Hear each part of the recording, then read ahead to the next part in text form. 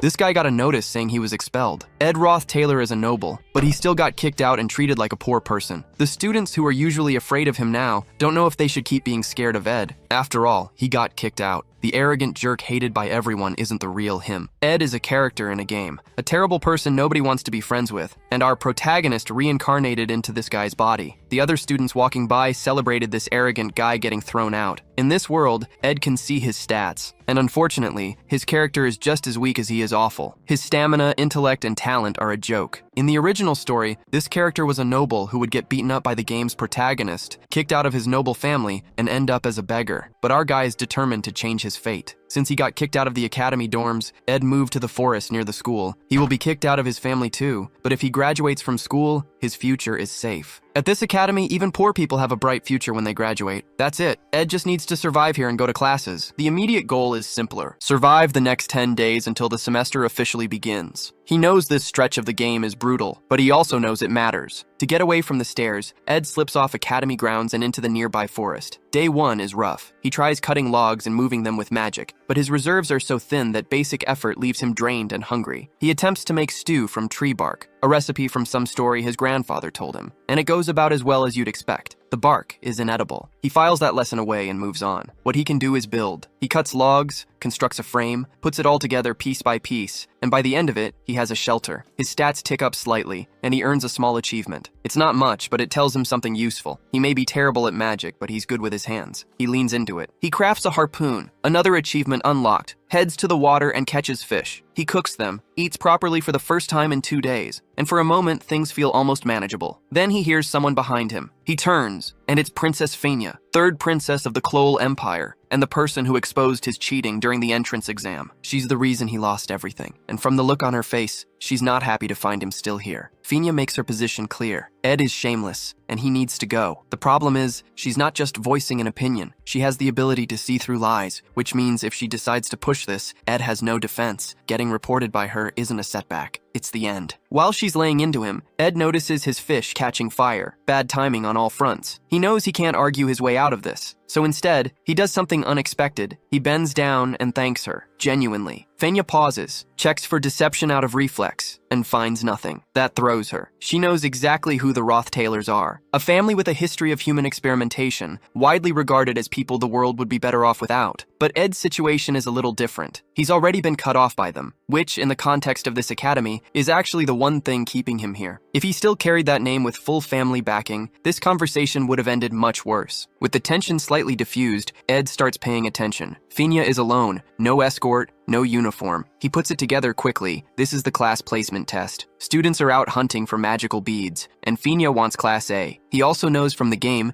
that she's going to struggle to find one on her own, so he offers to help. Fania immediately suspects a trap. Ed stays calm and gives her something simple. If he's lying, she can have him expelled on the spot. She has nothing to lose by listening. He tells her exactly where the third bead is, under Marilda's guardian tree, in the middle of the island. She goes. She finds it, exactly where he said it would be. That unsettles her more than anything else. 3 days ago, Ed was a cheater caught red-handed. Now he's handing her accurate information with no apparent angle. She doesn't know what to do with that. The next day, the placement results come in. Professor Glast collects the beads and makes quick work of the students who came back with the wrong items, magical eggs and the like. Class F, no discussion. He explains that the real beads carry no magical signature, which is precisely what made them hard to find. 2 were recovered by Jix and Lortel, the story's main protagonists. Then Glast points to the student who retrieved the third, the one from the guardian tree, and names them top of the class. Meanwhile, Ed is back by the river building a fishing rod from scratch. Another achievement unlocked. And while he works, he thinks through what he actually just did. Fania's ability to read people didn't come from nowhere. She grew up surrounded by flattery and manipulation, and she got so good at cutting through it that eventually no one could fool her. That same skill, though, made her life lonelier. In the original game, she fails the placement test, grinds through the consequences, and earns the title Princess of Love through sheer effort and integrity. Not status, not shortcuts. Ed knew all of this. He also knew that telling her where the bead was would technically help her pass, but would quietly destroy the story he's depending on. If the timeline shifts too far,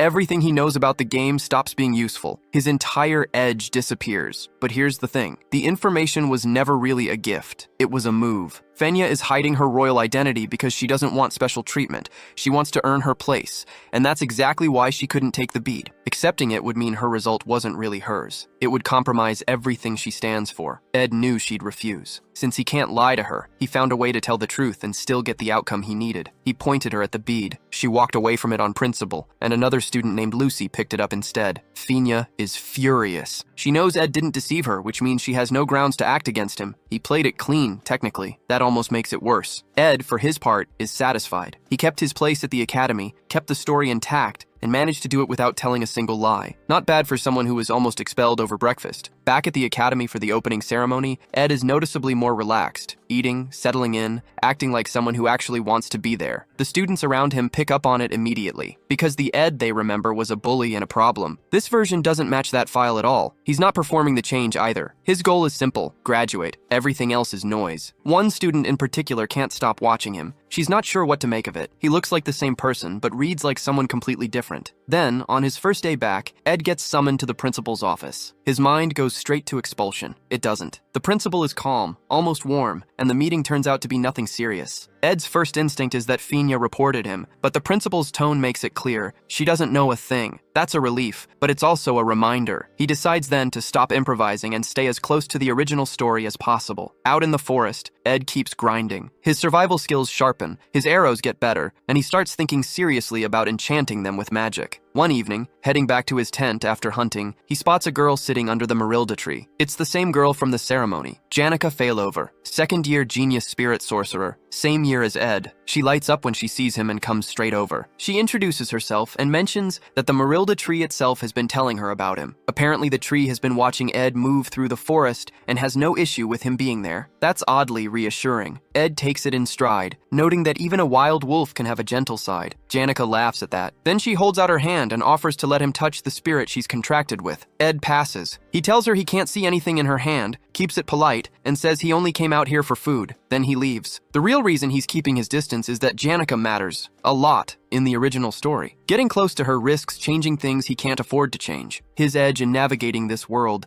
depends on the story going the way he knows it will. Behind him, Janica calls over her spirit companion, a wild wolf named Marilda, guardian of the forest. She leans against it and thinks out loud. Ed is exactly as interesting as Marilda described. He barely gives her more than one-word answers, but somehow that makes her more curious, not less. She's already decided this isn't their last meeting. The next morning, Ed is in a full sprint to not be late. His shelter is nowhere near campus, so every morning is a small logistical problem. But the effort is paying off. His stats keep climbing. He handles everything himself. Chores, laundry, rationing supplies. The scholarship isn't optional. It's the plan. Janica, meanwhile, has apparently made watching him part of her morning routine. When Ed finally clocks her, he stops and demands to know why she keeps following him. He reminds her, with full seriousness, exactly who she's dealing with. Ed Roth Taylor, the most dangerous, most notorious person at the academy. Ed tries to keep Janica at arm's length, but she makes it difficult. She tells him she doesn't form opinions based on what other people say. She'd rather judge him for herself. It's a reasonable position. Ed just can't afford to take it seriously, because he knows something she doesn't. Janica isn't just a friendly face. She's the final boss of Act 1, and no matter how warm she seems right now, getting close to her is a risk he's not willing to take. Still, the pressure of his situation eventually wins out, and Ed breaks his own rule. He asks her for a favor. Janica lights up, clearly expecting something meaningful. Then he asks for money, and the warmth drains right out of her face. This is Janica's one real vulnerability, and Ed knew it going in. She comes from nothing, and her scholarship is the only thing keeping her at the academy. Asking her for money wasn't just awkward. It was asking her to give up something she can't spare. She apologizes quietly and walks away, and Ed is left with the particular discomfort of being technically right and still feeling like he did something wrong. 3 days later, out hunting, he's still thinking about it. He regrets the ask, but the logic holds. The further he stays from the key characters, the safer the original storyline is. That's the priority. He has to keep reminding himself of that. Then he gets back to his tent, lifts the curtain, and finds Lucy Marcel asleep inside. Lucy Marcel, rare genius, most powerful mage at the academy, and apparently someone who treats other people's campsites as a personal napping spot. She wakes up and immediately complains that he's being too loud. When Ed demands an explanation, Lucy just points behind him. Calm as anything, she tells him a spirit is trying to reach him, one that wants him to save Janica no matter what. Ed turns around and sees absolutely nothing. He's frustrated, ousted from his own tent by someone who walked in uninvited and is now delivering cryptic messages on behalf of entities only she can perceive. And the problem doesn't stop there. Lucy, it turns out, has been using his camp as a regular retreat, somewhere to skip class, eat his supplies, and sleep undisturbed. She ignores everything he says. She takes the bait right off his snare traps and eats it without a second thought. There's no reasoning with her, no leverage, and as a player, he knows there's no recorded strategy for dealing with her in combat either. So Ed goes looking for a different angle. He digs through his memory of the game guides, the obscure details most players skim past, and finds exactly what he needs. He mentions casually that he spotted maids from Ophalos Hall looking for her. Lucy goes completely still. Then she remembers something urgent, makes a vague excuse, and disappears into the air. Just like that, Ed exhales. It turns out that Lucy Marcel, undefeated mage, has exactly one weakness: the dormitory maids assigned to look after her. She runs from them every time. It's not in any combat guide, it's buried in the lore, and Ed is quietly very pleased with himself for knowing it. He's confident her brief stay won't have shifted the story in any meaningful way. He got rid of her fast enough. The original timeline is intact, though he does notice with some mild concern that outmaneuvering these situations is starting to feel a little satisfying. He doesn't have long to sit with that thought. The first major quest arrives: joint combat training. It's a mock one-on-one exercise with reduced lethality weapons. And more importantly, it's the moment the game's main cast all end up in the same place for the first time, including Taylor, the failing swordsman, the one the whole story is actually built around. Ed already knows how it plays out. The first-year main characters win their matches, Taylor wins his.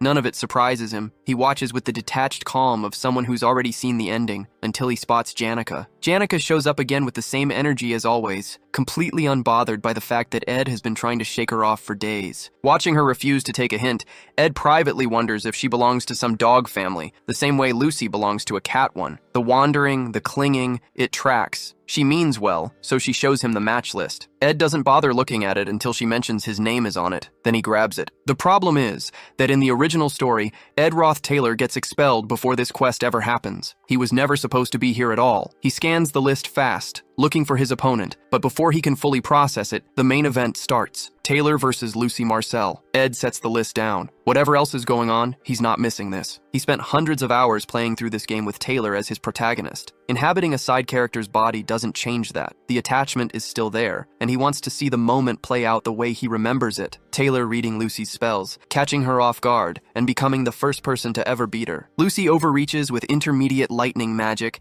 gets disqualified for it, and Taylor walks away with the win. Ed knows every beat of it. The bell rings. Taylor charges in exactly like he's supposed to. Lucy drops him with one lightning strike. Ed isn't worried. This is all part of it. Taylor gets back up, grabs his sword, and rushes her again. Right on script. Ed leans in. Then Lucy doesn't cast the intermediate lightning spell. She throws up a block, stops Taylor cold, and follows it with wind magic that sends him across the arena and leaves him completely spent. The announcer calls it. Lucy wins. Ed just stares. That wasn't supposed to happen. Taylor losing this fight isn't a minor deviation. This match is a turning point in the entire story, and it just went the wrong way. The crowd cheers. Taylor walks off the floor, gutted, and Ed's mind is already moving because something about what Lucy just did doesn't add up. Continuous magic. That's not a skill Lucy is supposed to have at this point in the story. The only way to use it is through a contract with a high-class spirit. And in the original timeline, Lucy has no connection to Marilda, the forest guardian spirit, whatsoever. Except Ed knows exactly when that changed. Lucy wandered into his campsite. She must have crossed paths with Marilda there, and somehow a contract formed. Because of him, Lucy is stronger than she was ever meant to be. He barely has time to sit with that before the announcer calls the next match. Ed Roth Taylor versus Princess Fina. The princess is already ready, clearly looking forward to this. Ed doesn't even look at her. He steps past her and walks after Taylor. Taylor's loss is on him. Ed was never supposed to be at this academy during this quest, and his presence has already bent the story out of shape. If Taylor's arc breaks, everything downstream breaks with it. That's the only thing that matters right now. Ed catches up to Taylor and makes his case. Don't quit. You're stronger than this. The academy needs you. It's a genuine pep talk, but Ed's motivations aren't entirely selfless. If Taylor walks away from the story,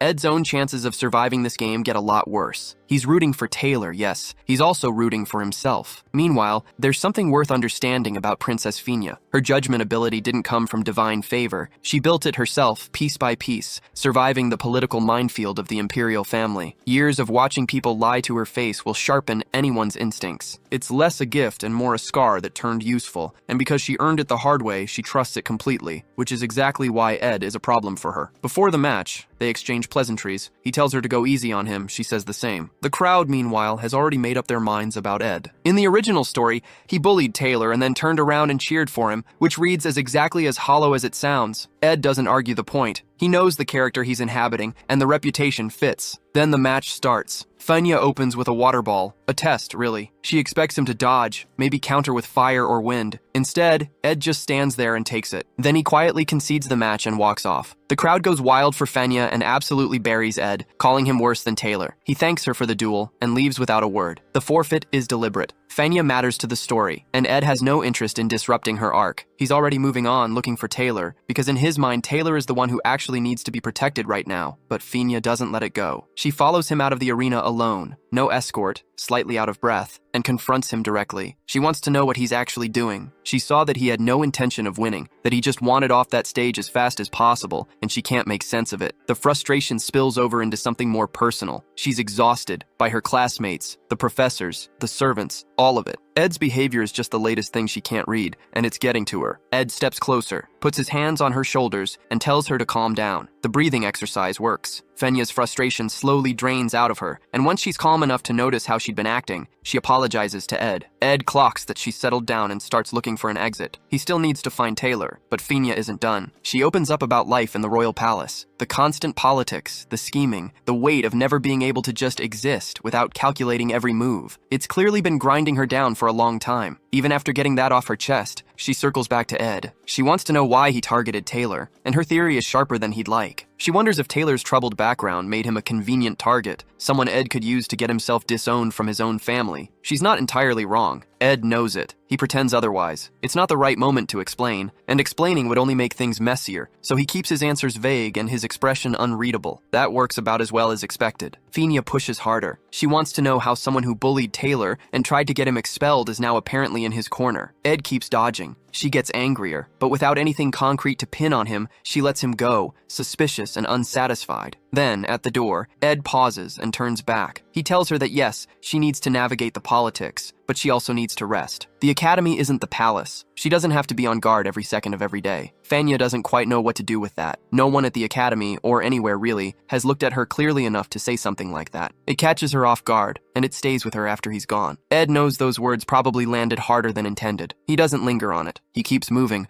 hoping he hasn't already missed Taylor. He hasn't. He finds Taylor sitting alone, broken sword in hand, the picture of someone trying to figure out what comes next. Before Ed can get close, someone steps in front of him. Isla Triss, the main heroine of the game, puts herself between them and makes it plain that Taylor doesn't need any more of whatever Ed is bringing. Then Taylor stands up. Despite everything, the loss, the broken sword, the public humiliation, he gets to his feet and faces Ed directly, demanding to know why Ed is still at the academy at all. Ed isn't entirely surprised. He's played through Taylor's story enough times to know that this is exactly who Taylor is. No matter how badly a fight goes, he gets back up. And standing next to him is Isla, Taylor's childhood friend, and the person who's always been the reason he does. So instead of deflecting, Ed does something simple. He compliments Taylor's swordsmanship, genuinely. He's fought alongside Taylor through the entire game. He knows exactly how good Taylor is, and he means it. Then he tells them he just came to check on Taylor. No schemes, no agenda. He turns and walks away. Taylor and Isla watch him go, clearly annoyed by how unbothered he seems. From where they're standing, it probably looks like he's trying to be cool about it. Ed doesn't correct that impression. He's barely out the door when a massive explosion shakes the hall behind him. Ed recognizes it immediately. In the game, this is the moment. The legendary duel between Lortel, the Golden Daughter, and Janica Failover. It's a set piece, a key event. And in the original story, Taylor and the other main characters were supposed to be inside watching it unfold. They're not inside anymore. Ed shifted that. But the duel is still happening, and Taylor and Isla are close enough to catch it from outside. The scene is off script, but the story is still moving. For now, that's enough. The duel itself is straightforward enough. Janica's fire spirit overwhelms Lortel's ice magic, and just like that, a second-year student takes the win. The crowd loves it. Janica doesn't. The moment she sees Lortel being carried off by medics, the guilt hits her. She'd slipped an intermediate-level spell into the fight, against the rules, and nobody caught it. Lucky for her. not so easy to live with. The ripple effects go further than just that match. Unlike the original story, Lucy defeats Taylor, and the quest wraps up with Janica as the sole senior year winner. Ed watches it all and quietly notes that Janica's life is about to get a lot more complicated. Honestly, he considers that a good thing. A busy Janica is one less person showing up at his camp. That's the plan anyway. Stay out of it. No more entanglements with the main characters. 2 weeks after the joint combat training quest, Ed puts his head down and gets to work on himself. His stats climb. His body gets tougher. He's building towards something simple, the ability to study and survive without needing anyone else. Then Janica finds his camp anyway. He's bathing in the river when she sneaks up on him, which goes about as well as you'd expect. After the yelling dies down, they end up sitting by the campfire, and Janica tells him she likes the place, calls it a top-secret base, perfect for adventures. Then she says she needs his honest opinion on something. Ed asks why him. She has plenty of friends. That's exactly the problem, she says. After the duel, she can't stop thinking about what she did to Lortel, the illegal spell, the injury, the guilt that won't quiet down. Her friends would tell her she did the right thing. She doesn't want comfort. She wants the truth. Ed gives it to her plainly. If she thinks she should apologize, she should apologize. Feeling bad doesn't undo anything,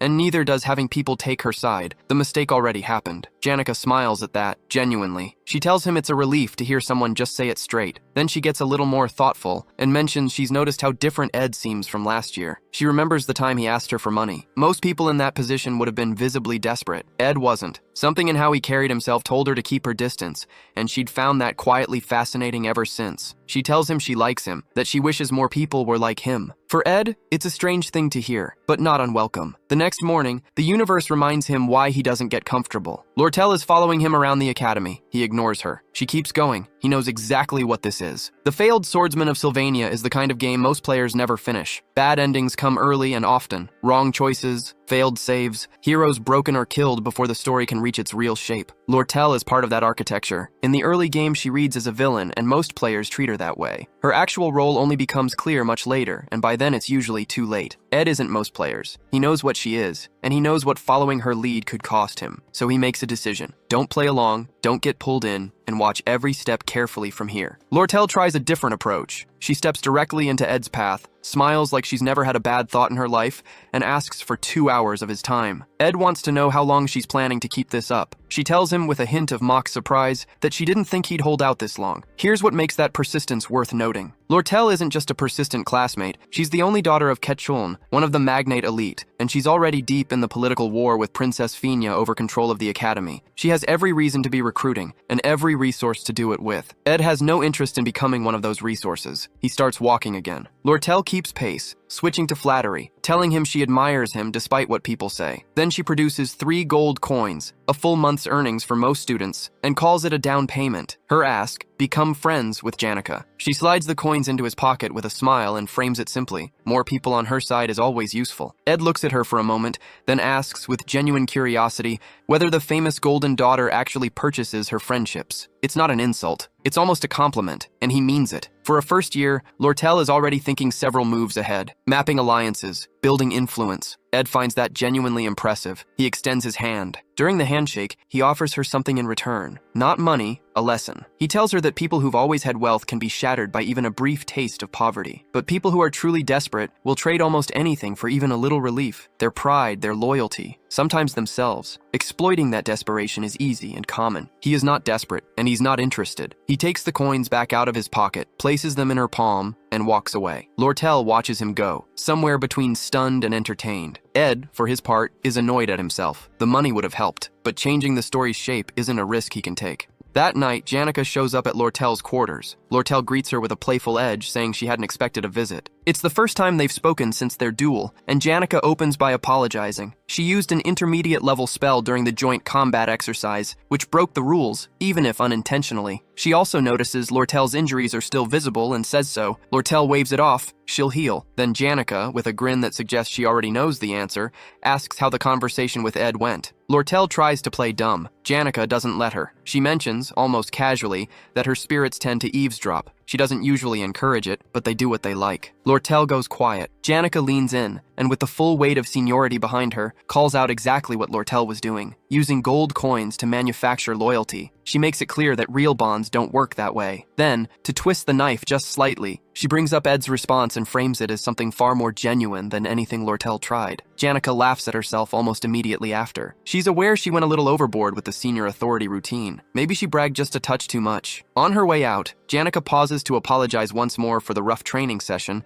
then adds that she's determined to reach the level where she can summon a high-tier spirit herself. She just needs to keep pushing. Lortel watches her go and turns it over in her mind. She's starting to see Janica more clearly. The cheerfulness isn't a front exactly, but it's armor, a way of moving through a world that isn't particularly kind without letting it show. And yet something about Janica right now feels off, like she's carrying something she hasn't put down yet. Meanwhile, Ed is back at camp doing laundry when a sudden gust scatters everything. The culprit is Belle Maya, senior maid of Sylvania's Awfulest dormitory, the same woman who once threw him out. She takes in his current setup and, to her own apparent surprise, admits she's pleased with what she sees. That's high praise from someone whose dormitory holds perfection as a baseline standard in everything from cooking to cleaning. Ed barely hears it. His eyes have gone straight to the basket in her hands, packed with premium ingredients she pulled from the forest herself. Belle notices him staring and tells him not to be shy about asking. So he asks for the basket, directly, no preamble, and she hands it over. He puts it to work immediately, crafting tools, preparing food, building out his supplies. By sunset, he's sitting with the results of a genuinely productive day, and for a moment things are quiet. That moment ends when something falls out of the sky and takes his entire tent with it. It's Lucy. Ed is furious in the specific way a person gets when they've almost died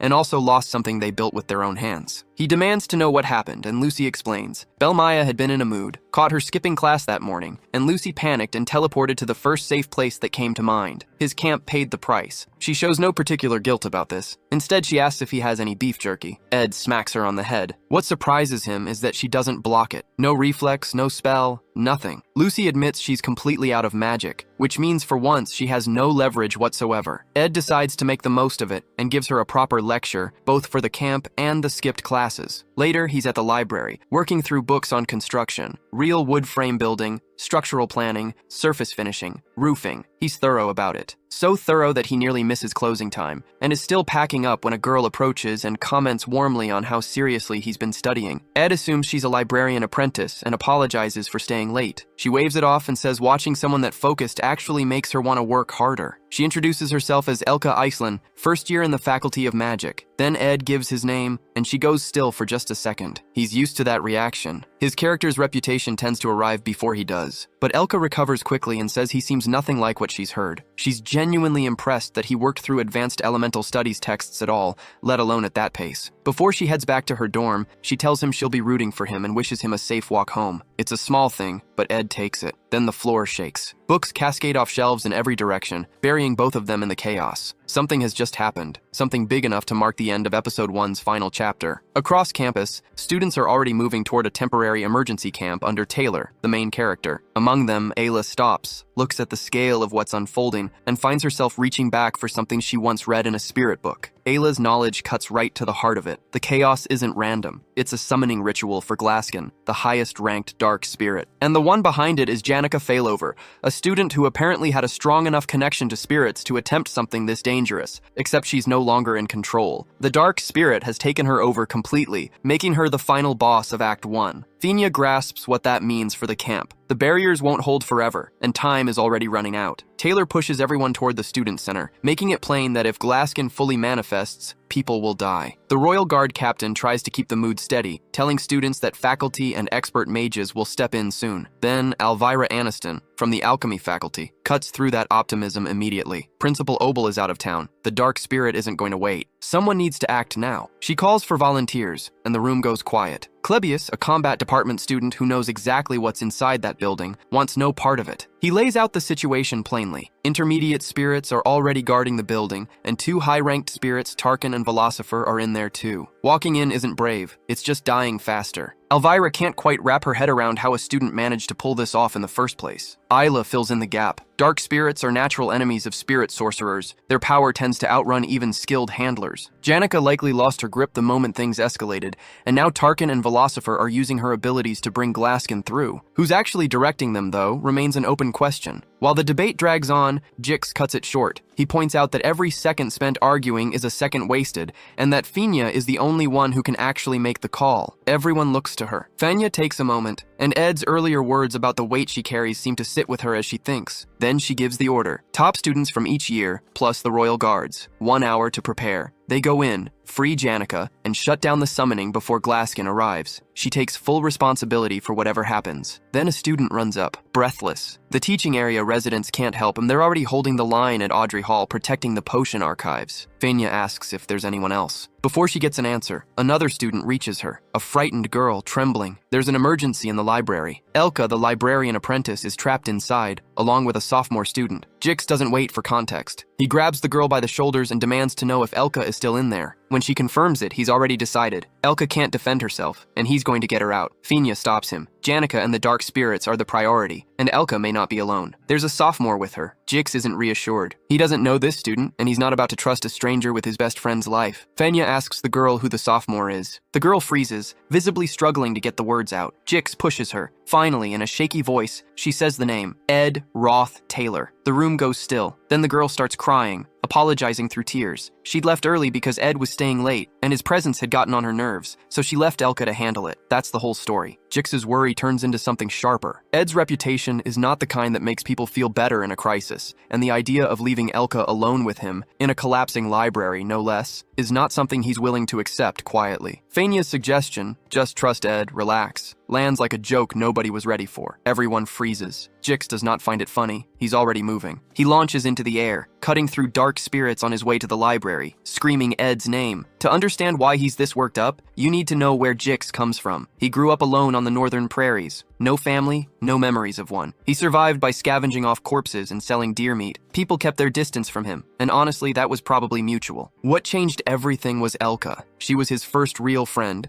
and her family pulled him out of that life and into something resembling civilization. So when Jix says he'd do anything to protect her, that's not an exaggeration. That's his entire biography. He smashes through the library doors and finds Ed, not threatening anyone, not doing anything sinister. Just slumped against a wall, covered in blood, barely able to move. Jix grabs him and demands to know where Elka is. Ed, too exhausted to argue, just points. Jix shoves him aside and runs. He finds Elka asleep on a shelf, unharmed. The relief is immediate, but then he starts noticing the details. Barricaded bookcases around her, a blood-stained coat draped over her, a board with written instructions nearby. The blood isn't hers. Someone set all of this up, fought off whatever came through that library, and stayed to guard her while doing it. That someone was Ed. We see it play out. Ed hauling heavy bookshelves, building a barrier around the unconscious Elka, writing out instructions in case someone else found her first, then just staying. At one point, he spots the summoning rune through the window and deliberately closes the curtain. Whatever's happening out there with the major players, he's decided it's not his problem tonight. He's got enough going on. Fighting off the dark spirits that come for Elka costs him, but it also gives him something back. His stats tick upward. He even unlocks a few spirit connection abilities, which surprises him more than anyone. When Jix carries Elka out and asks what happened in there, Ed tells him he was just training. Jix laughs. The kind of laugh that means he knows that's not the whole truth, but respects the answer anyway. He thanks Ed and promises to return the favor someday. Ed files that away, because he knows exactly who Jix is, Taylor's closest ally, and a crucial piece of what needs to happen next. So, before Jix leaves,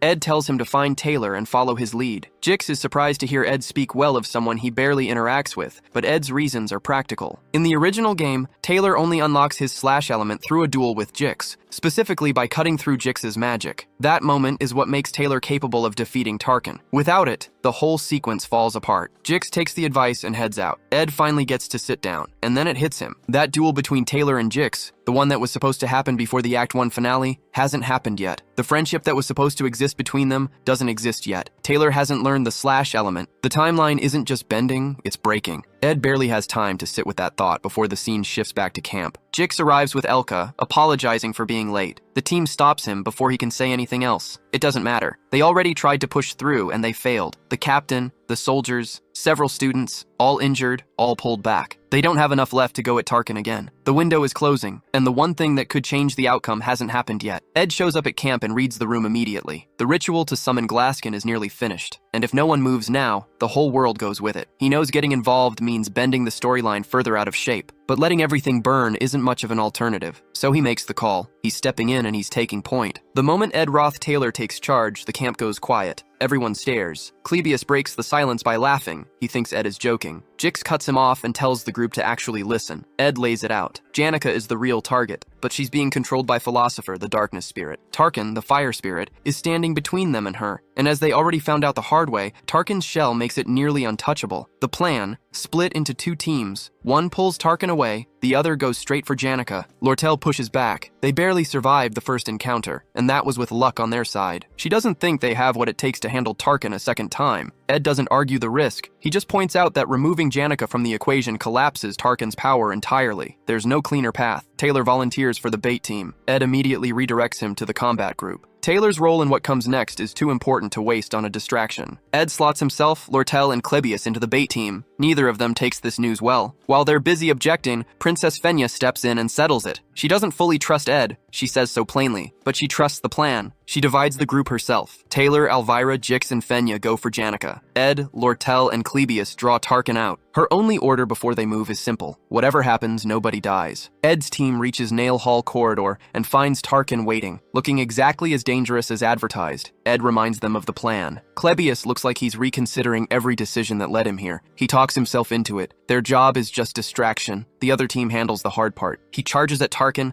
lands the hit, gets its attention. Then he turns around to check in with the group. The group is gone. Clebius is alone. Tarkin is now very interested in him, and he runs. He's furious the entire time. From a safe distance, Ed watches Clebius sprint for his life and calmly tells Lortel to focus on her task. Lortel half jokes that they could just let Clebius go. Ed shuts that down. No one is getting hurt on his watch. He knows Clebius better than Clebius knows himself right now. The fear is real, but so is what's underneath it. With Tarkin occupied, Ed turns Lortel loose on her actual assignment. She positions herself outside the hall and starts building the spell. Her job is to carve an opening in the wall and land a decisive hit on Tarkin. While she works, she finds herself thinking about Ed. His reputation is rough, but the person standing next to her doesn't quite match it. She files that away and blows a massive hole through the wall, cracking open a direct path to Janica. Fenya and the others on the far side didn't see that coming. Ed had spotted Lortel's real capability early and held it back for exactly this moment. She knew it, and it mattered to her. The path is open. Lortel turns to face Tarkin, and right on cue, Clebius comes sprinting back toward them,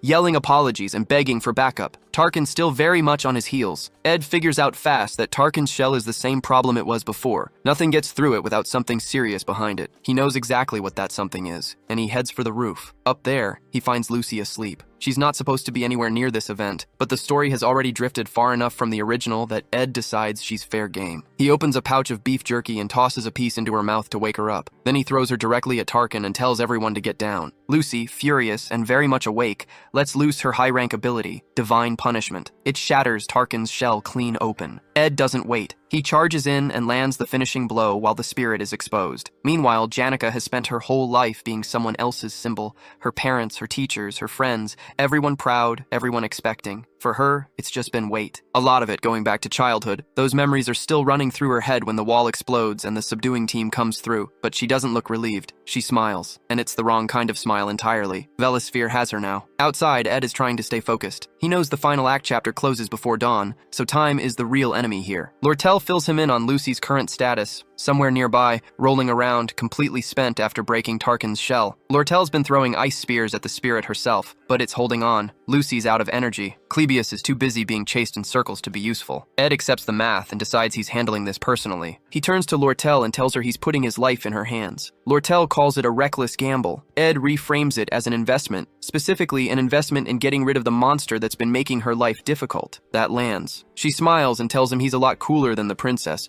who never misses a chance to act like royalty. High praise coming from her. She gets to work laying ice traps while Ed lines up his run at Tarkin. Then a massive dark spirit appears on top of the hall, Glaskin's right hand, making everything worse. Ed clocks it, figures Taylor's team must be deep in their own fight, and keeps moving. He trusts Lortel, that's the whole plan. Tarkin winds up for a fire blast aimed straight at Ed. Lortel hits the timing perfectly. Her traps cut off the attack and open a window. Ed slides in, channels his wind magic, and cuts straight through Tarkin's throat. The spirit goes down. Ed checks his stats and likes what he sees. His spirit magic has jumped significantly, and he's unlocked a spirit contract slot. something he genuinely didn't expect to walk away with. He looks over and spots Taylor already tearing through Glaskin's right-hand spirit like it's a minor inconvenience. Ed watches for a moment and has to admit it. The guy really does carry the protagonist energy. With Tarkin finished and Janica free from Velasphere's grip, the group finally gets to breathe. They made it through. Lortel laughs it off, saying she's known plenty of people who claimed they were putting everything on the line, and most of them folded. What amuses her is that Ed, even after a near-death situation, barely flinches. She shakes his hand again, and this time slides 3 gold coins into his palm as a quiet thank you. Before Ed can even register that, Taylor shows up. His hair has gone white from the power he burned through, and he's looking at Ed with something close to resentment. Ed notices anyway. Taylor in full swordsman form is genuinely hard not to admire. The protagonist energy is all there. Ed has his own complicated feelings about Taylor, but that doesn't change what happens next. Taylor bows, deeply, and thanks Ed for saving the academy, calling it a debt he intends to honor. It's sincere. Then Clebius, still a mess, starts sobbing and shouting that nobody should ever trust someone like Ed. The group shuts that down fast, and Clebius retreats to the background to grumble. Princess Phoenix steps forward last. She thanks Ed with the kind of grace that makes it land, and then offers him a seat on the student council. Ed declines, deflecting the credit to everyone else. Elvira immediately starts teasing him, and Jix immediately tells her to knock it off. Ed watches the whole exchange and smiles. Seeing them all together like this does something to him. He spent this whole time keeping his distance from the main cast,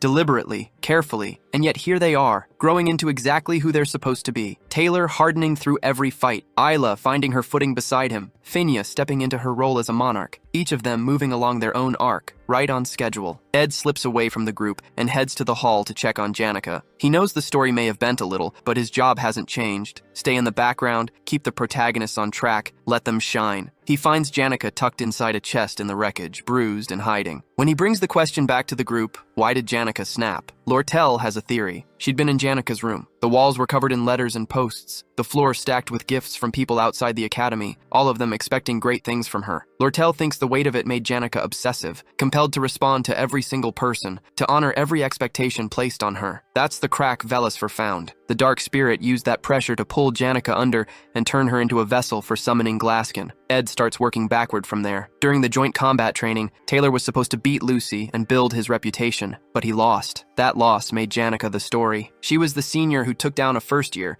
and suddenly everyone was watching her, waiting for her to keep proving it. He thinks about Lucy and Janica both forming spirit contracts. Lucy had time in the forest, real time, building a genuine bond. Janica didn't have that, and Ed knows why. He was in the forest. He shifted things without meaning to, and Janica paid for it. When he finds her, Janica tells him she feels forgotten. After everything that happened, after all of it, no one came looking. She thought they would. Ed sits with her and manages to get a small laugh out of her. She tells him she didn't expect him to find her this fast. She just wanted a little more time to herself before she completely fell apart. That gets to him. Ed tears up too. He thinks back to Marilda, the spirit wolf, telling him to save Janica someday. He understands now what that meant. Not the battle. This. Everyone else in Janica's life has been a source of pressure, expectations, gratitude, performance. Ed kept his distance, and somehow that made him the one person she didn't feel she had to perform for. The rest of it comes into focus too. Janica rushed a contract with a high-rank spirit because she felt she had to. She was studying every night, replying to every letter, holding herself together for everyone watching. And when she finally reached for something beyond her, it broke. Velasphere was waiting right there. She met every expectation from the outside. Inside, she was barely holding on. Ed looks at her, someone who worked that hard and still ended up here, and finds it both painful and quietly beautiful. He tells her she worked hard, just that, and he means it. Outside, the other main characters are being celebrated. Inside the hall, it's just Ed and Janica, and his words finally break through. She starts crying. Then something Ed didn't expect. Every one of Janica's spirit companions materializes in the hall around them. He's watched this scene play out countless times in the story, and he has never seen them before, not once. Seeing them now tells him something has shifted. He's not just observing anymore. He's actually inside the moment. The game registers it too. Ed's stats climb and he hits level 10, which unlocks the ability to see spirit animals seeking a bond. The high-rank spirit wolf, the one that's been circling his story from the beginning, makes its interest known. They form a contract. 10 days later, Janica stands before her disciplinary committee. She owns her mistakes and says she'll take whatever punishment comes. But she doesn't have to stand there alone. Her friends, her teachers, and even the main characters all show up to push back. The argument is straightforward. A dark spirit philosopher overpowered her. There was no intent. Even Lortel gets involved, personally covering the cost of the destroyed building. Her only ask in return is a small reduction in custom fees on school supplies, which, for Lortel, is basically charity. The committee had originally lined up the full package: benefits stripped, achievements wiped, expulsion. Under the weight of everyone standing behind her, they walk it back. Janica keeps her place at the academy with probation and a suspension in place of everything else. Her friends are relieved, but they can tell something is still sitting heavy on her, so they put together a tea party and quietly agree to keep the whole incident off the table. Then, mid-party, completely out of nowhere, Janica asks what the difference is between loving someone and just liking them. Her two best friends, Anna and Sinclaira, go very still. They ask, carefully, where this is coming from. Janica tells them she's been having the same dream on repeat: a garden, flowers, herself looking like something out of a storybook, holding a crown she made for a friend. The friend arrives on horseback. She places the crown on his head, and they spend the afternoon together. Every time, exactly the same. She's smiling just describing it. Anna and Sinclaira immediately recognize the danger. This is the edge of Janica's actual feelings, and one wrong step could pull the whole thing into the open. Anna Sinclaira panics, invents an urgent errand involving a professor, and is gone before anyone can stop her. That leaves Sinclaira, or rather Clara, alone with Janica and the situation. She knows what's at stake. If this conversation goes sideways,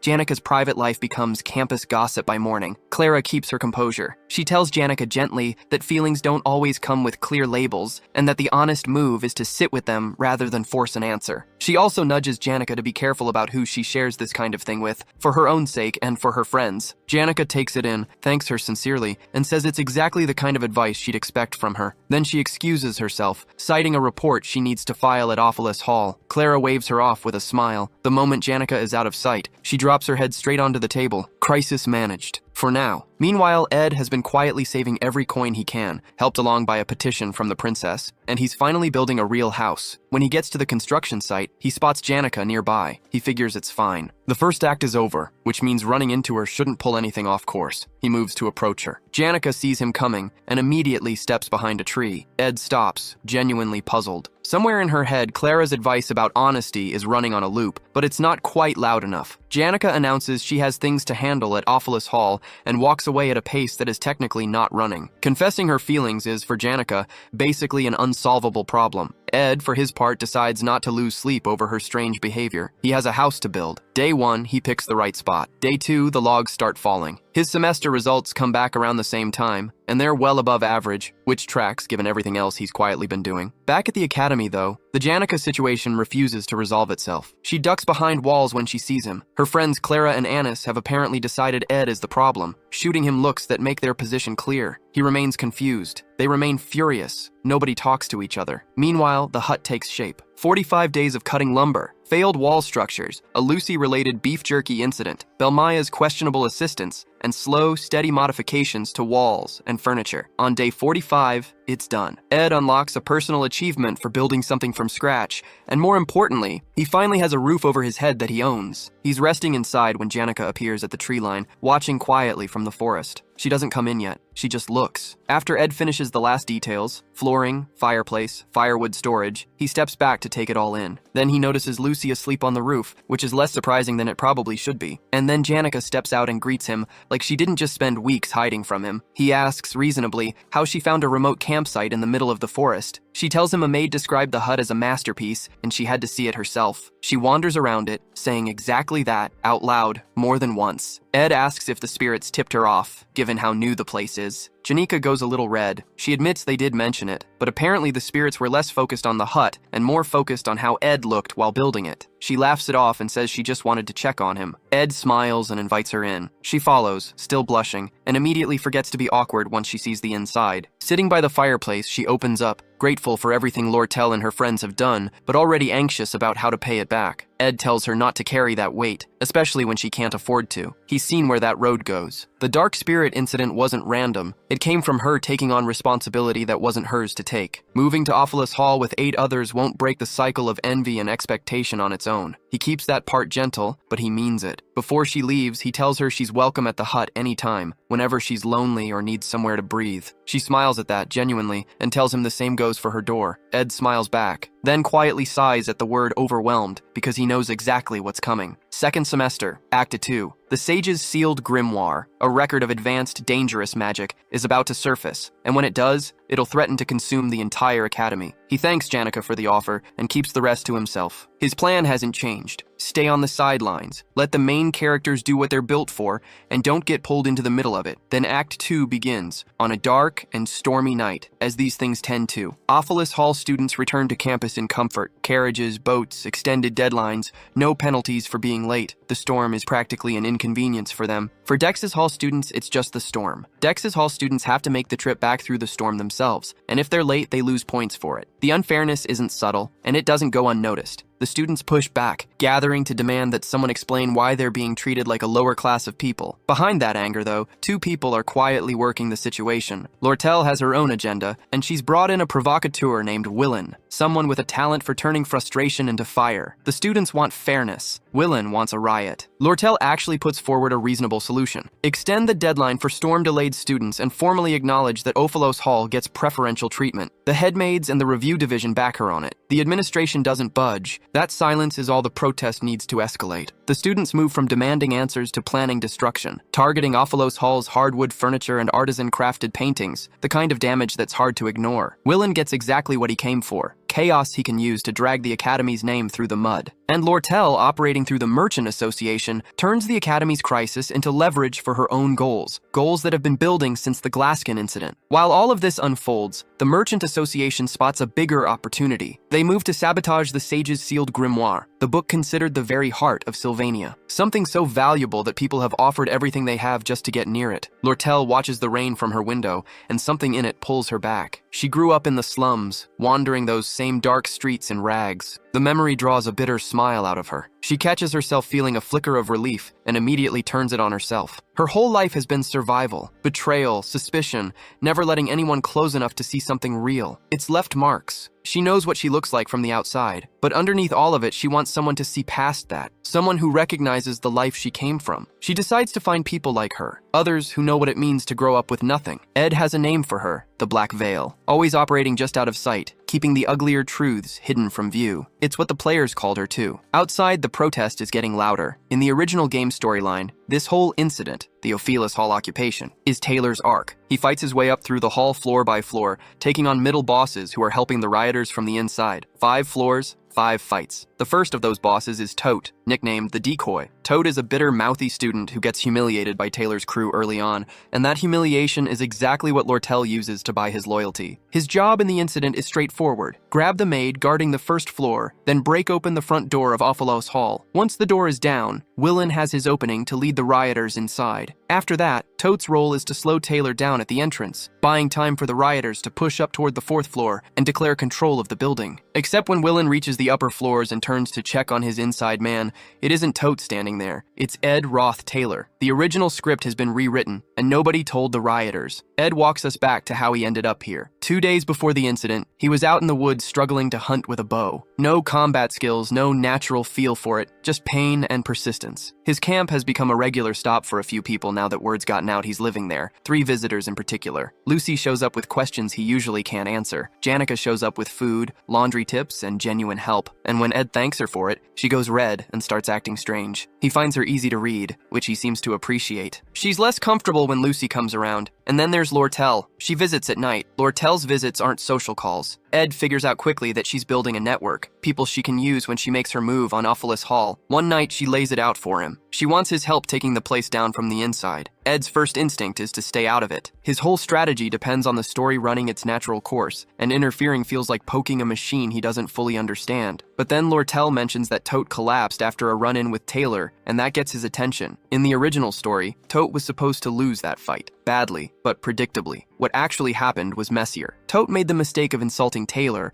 by comparing him unfavorably to Ed Roth, which set Jix off in a way the script never accounted for. The beating went further than it was supposed to. Lortel smiles like she already knows she has him. She tells him she doesn't need much. Just steal the keys from a maid and open the hall door when the protesters show up. Ed runs the math. If those doors stay shut and Lortel's plan falls apart, Act 2 goes with it. He doesn't want in, but he wants the story to break even less. He tells her he'll help, but only on the edges. Nothing central, nothing that puts him in the middle of it. Lortel agrees and throws in 20 gold coins to seal it. Ed accepts, mostly because he doesn't have a better option. Later, sitting by the fire, he turns the whole situation over in his head. The protest, the seized hall, the fight over Sage's sealed grimoire, Lortel's plan to gut the Academy's finances. It's a lot. Unsettling, but also, if he's honest, kind of impressive. The deeper conflict is between Lortel and Princess Fina. Lortel has formed a faction called Merchantry, a business-oriented bloc designed to go head-to-head with Fina's student association. The whole arc hinges on which side Taylor ends up choosing. Ed has zero interest in influencing that. He plans to read the room, back the winner late, and walk away intact. Before any of that plays out, Janica stops by his hut. Her suspension is almost over, and she's moving back to Dex's hall, so she comes to say thank you and drops off some things she doesn't need anymore. Cushions, pillows, the basics. Ed takes them without hesitation, which makes her happy. She notices Lucky sitting on the roof in the rain and asks about it. Ed knows the reason. Lucky has her own quiet ritual around rainy days, something tied to her past, but he just tells Janica not to worry about it. For some reason, that answer seems to mean something to her. Then he asks her for a favor. He knows the protest is coming,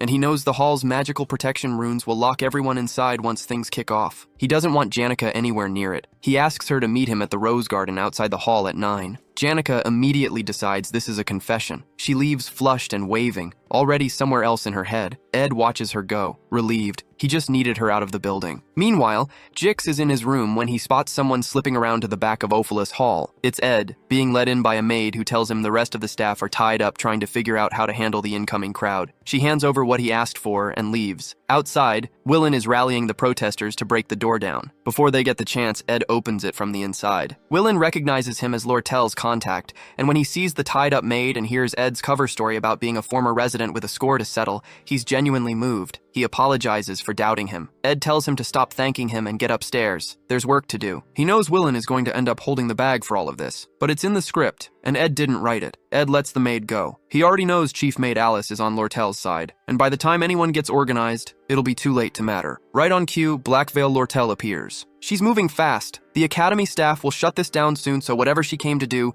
she needs to do it now. Ed tells her to get on with it. He's not her hype man, but as she heads upstairs, she stops and asks him, almost casually, whether he's ever killed anyone. He hasn't. Lortel smiles and says she hasn't either, but she's done plenty of things that amount to the same. Ruined people, sold them out. That's how she became the Golden Daughter. She knows she doesn't deserve sympathy. She just keeps looking for it anyway, in people who might actually understand her. Ed doesn't give her what she's looking for. He tells her to own what she's done. Lortel takes that with her usual smile and heads upstairs to finish the job. Ed sits down on the floor and waits. Once the hall's magical defenses drain completely, Welaine will absorb them and transform. 4th stage boss right on schedule. His part is done. Now it's Taylor's story. Ed has no interest in rewriting that. His job from here is simple. Play the minor villain, take the hits, keep the plot intact. Necessary work. Over at the Rose Garden, Janica is doing the opposite of keeping it together. She's been thinking about Ed for 3 days straight, barely sleeping, and now she's sitting alone on a bench waiting for him. She spots a golden carriage nearby and wonders vaguely whose it is. Then she finds Ed's note. He's running late. He'll be there soon. She immediately assumes he's planning something romantic and decides she'll wait as long as it takes. Then she notices her hairpin, the flower one. Is it the right choice? Would the Cosmos hairpin be better? She thinks about it long enough that the only logical conclusion, apparently,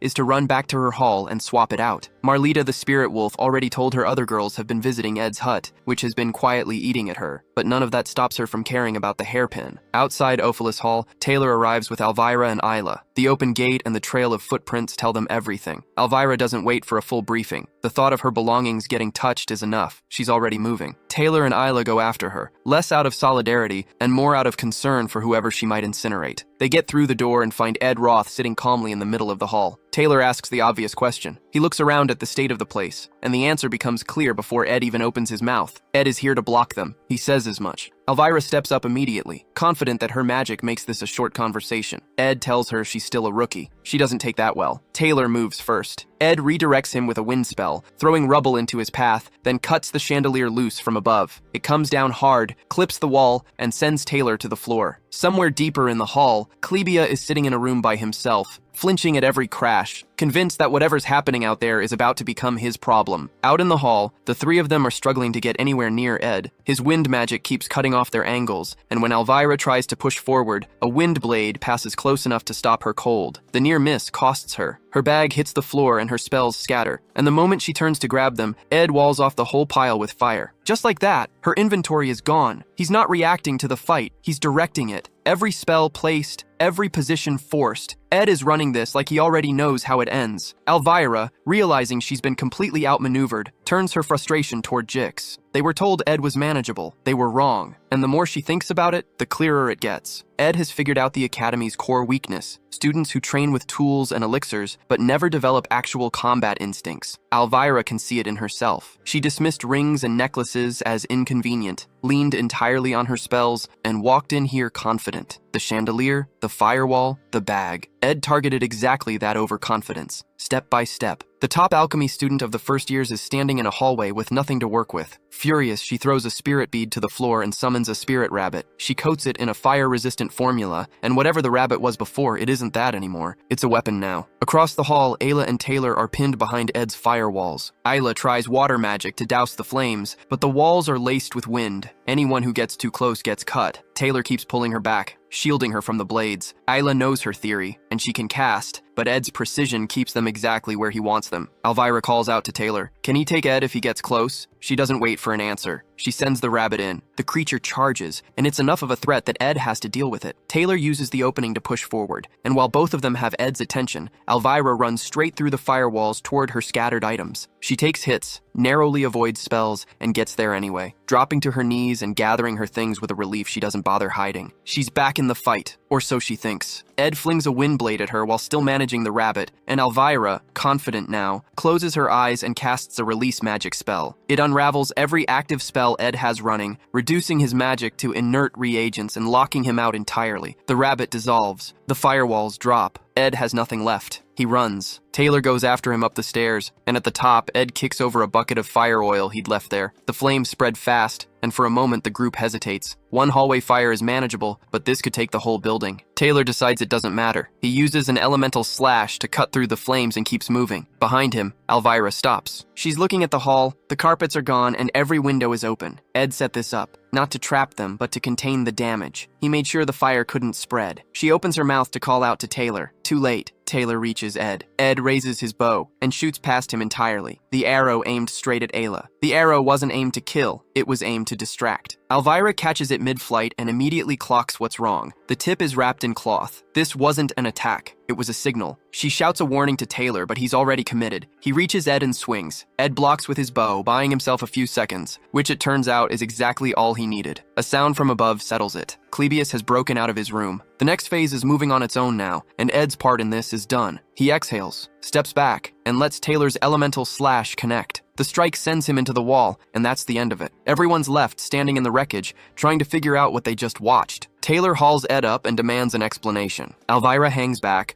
quietly running the math on a fight that never quite added up, and it really doesn't. Ed's a second year. He had every opportunity to hit them hard after the chandelier came down. Instead, he planted himself in the middle of the hall and held the line, not to win, but to stall. Taylor shoves him away, frustrated. Ed, battered and barely upright, tells them in a low, steady voice to stop wasting time on him and get upstairs before things get worse. That lands like a slap. Elvira rounds on him immediately, demanding to know why he spent the entire fight blocking them if he was going to point them upstairs anyway. Taylor and Ayla pile on. Nobody's moving until they get a real answer. Before Ed can give one, the hall door opens. A girl steps in out of the rain, hood pulled up, and stops cold at what she sees. Taylor, Elvira, and Ayla standing over a bloodied Ed in a hall that looks like it lost a war. It's Janica. She'd been waiting for him at the Rose Garden, figured he might be near the pavilion. She was not expecting this. Her voice cuts through the silence as she demands to know what happened, to the hall and to Ed. For Janica, Ed isn't just someone she knows. He's the person who made her feel like she mattered, whose straightforward way of moving through the world stuck with her long after the Glaskin hunt. He has a way of making problems feel solvable just by being around. Standing here now,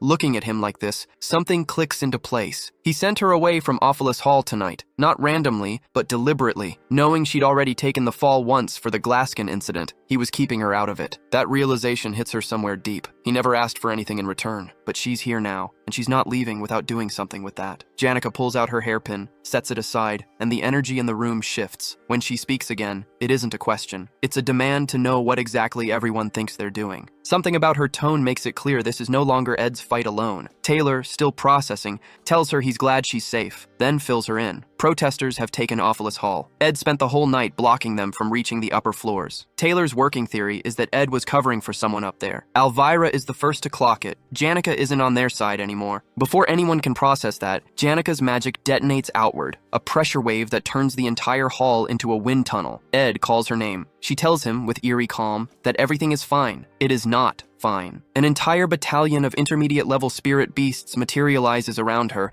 and Taylor's group goes completely still. The kind of still that means their bodies have already made a decision their brains haven't caught up to yet. Elvira reaches that conclusion first and starts pushing for a retreat. Janica, she argues, is simply out of their league. Taylor disagrees. Of course he does. Elvira reasons with him. He doesn't move. This is who Taylor is, the kind of person who treats a tactical ceiling as a personal challenge. Then Ed steps in. Battered as he is, he grabs Taylor and yanks him clear just before one of the spirit beasts connects. Then he tells them all to go upstairs and follow the original plan. That lands strangely. The man who spent the last stretch of this night physically blocking their path is now the one telling them to hurry up. Elvira pushes back. Ed's response is to lightly bonk her on the head, hand her back her bag of chemicals, and repeat himself. The message lands. They go. With the group heading upstairs, Ed turns back to Janica. She's still deep in her summoning, spirits swirling around her, and when she notices him, she tells him to stand down, that she has it handled, that he doesn't need to push himself anymore. Ed says her name quietly, then he puts his hands on her shoulders. It stops her cold. He's never touched her like that before, and the gesture cuts right through the magic. In a worn-out voice, he asks her to call off the spirits. The wind is too strong, he tells her, and he can barely stay on his feet. That's all it takes. Janica looks at him, really looks at him, and lets the magic go. The spirit beasts dissolve. The hall goes quiet. From the stairs, Taylor's group watches in disbelief. All of that power, and Ed talked her down in about 30 seconds. Ed glances up at them and tells them to move. That time is short. Then, having apparently used the last of whatever was keeping him upright, he collapses. Sometime later, the two of them are sitting together. Janica tends to his wounds with the focused irritation of someone who is worried and expressing it as anger,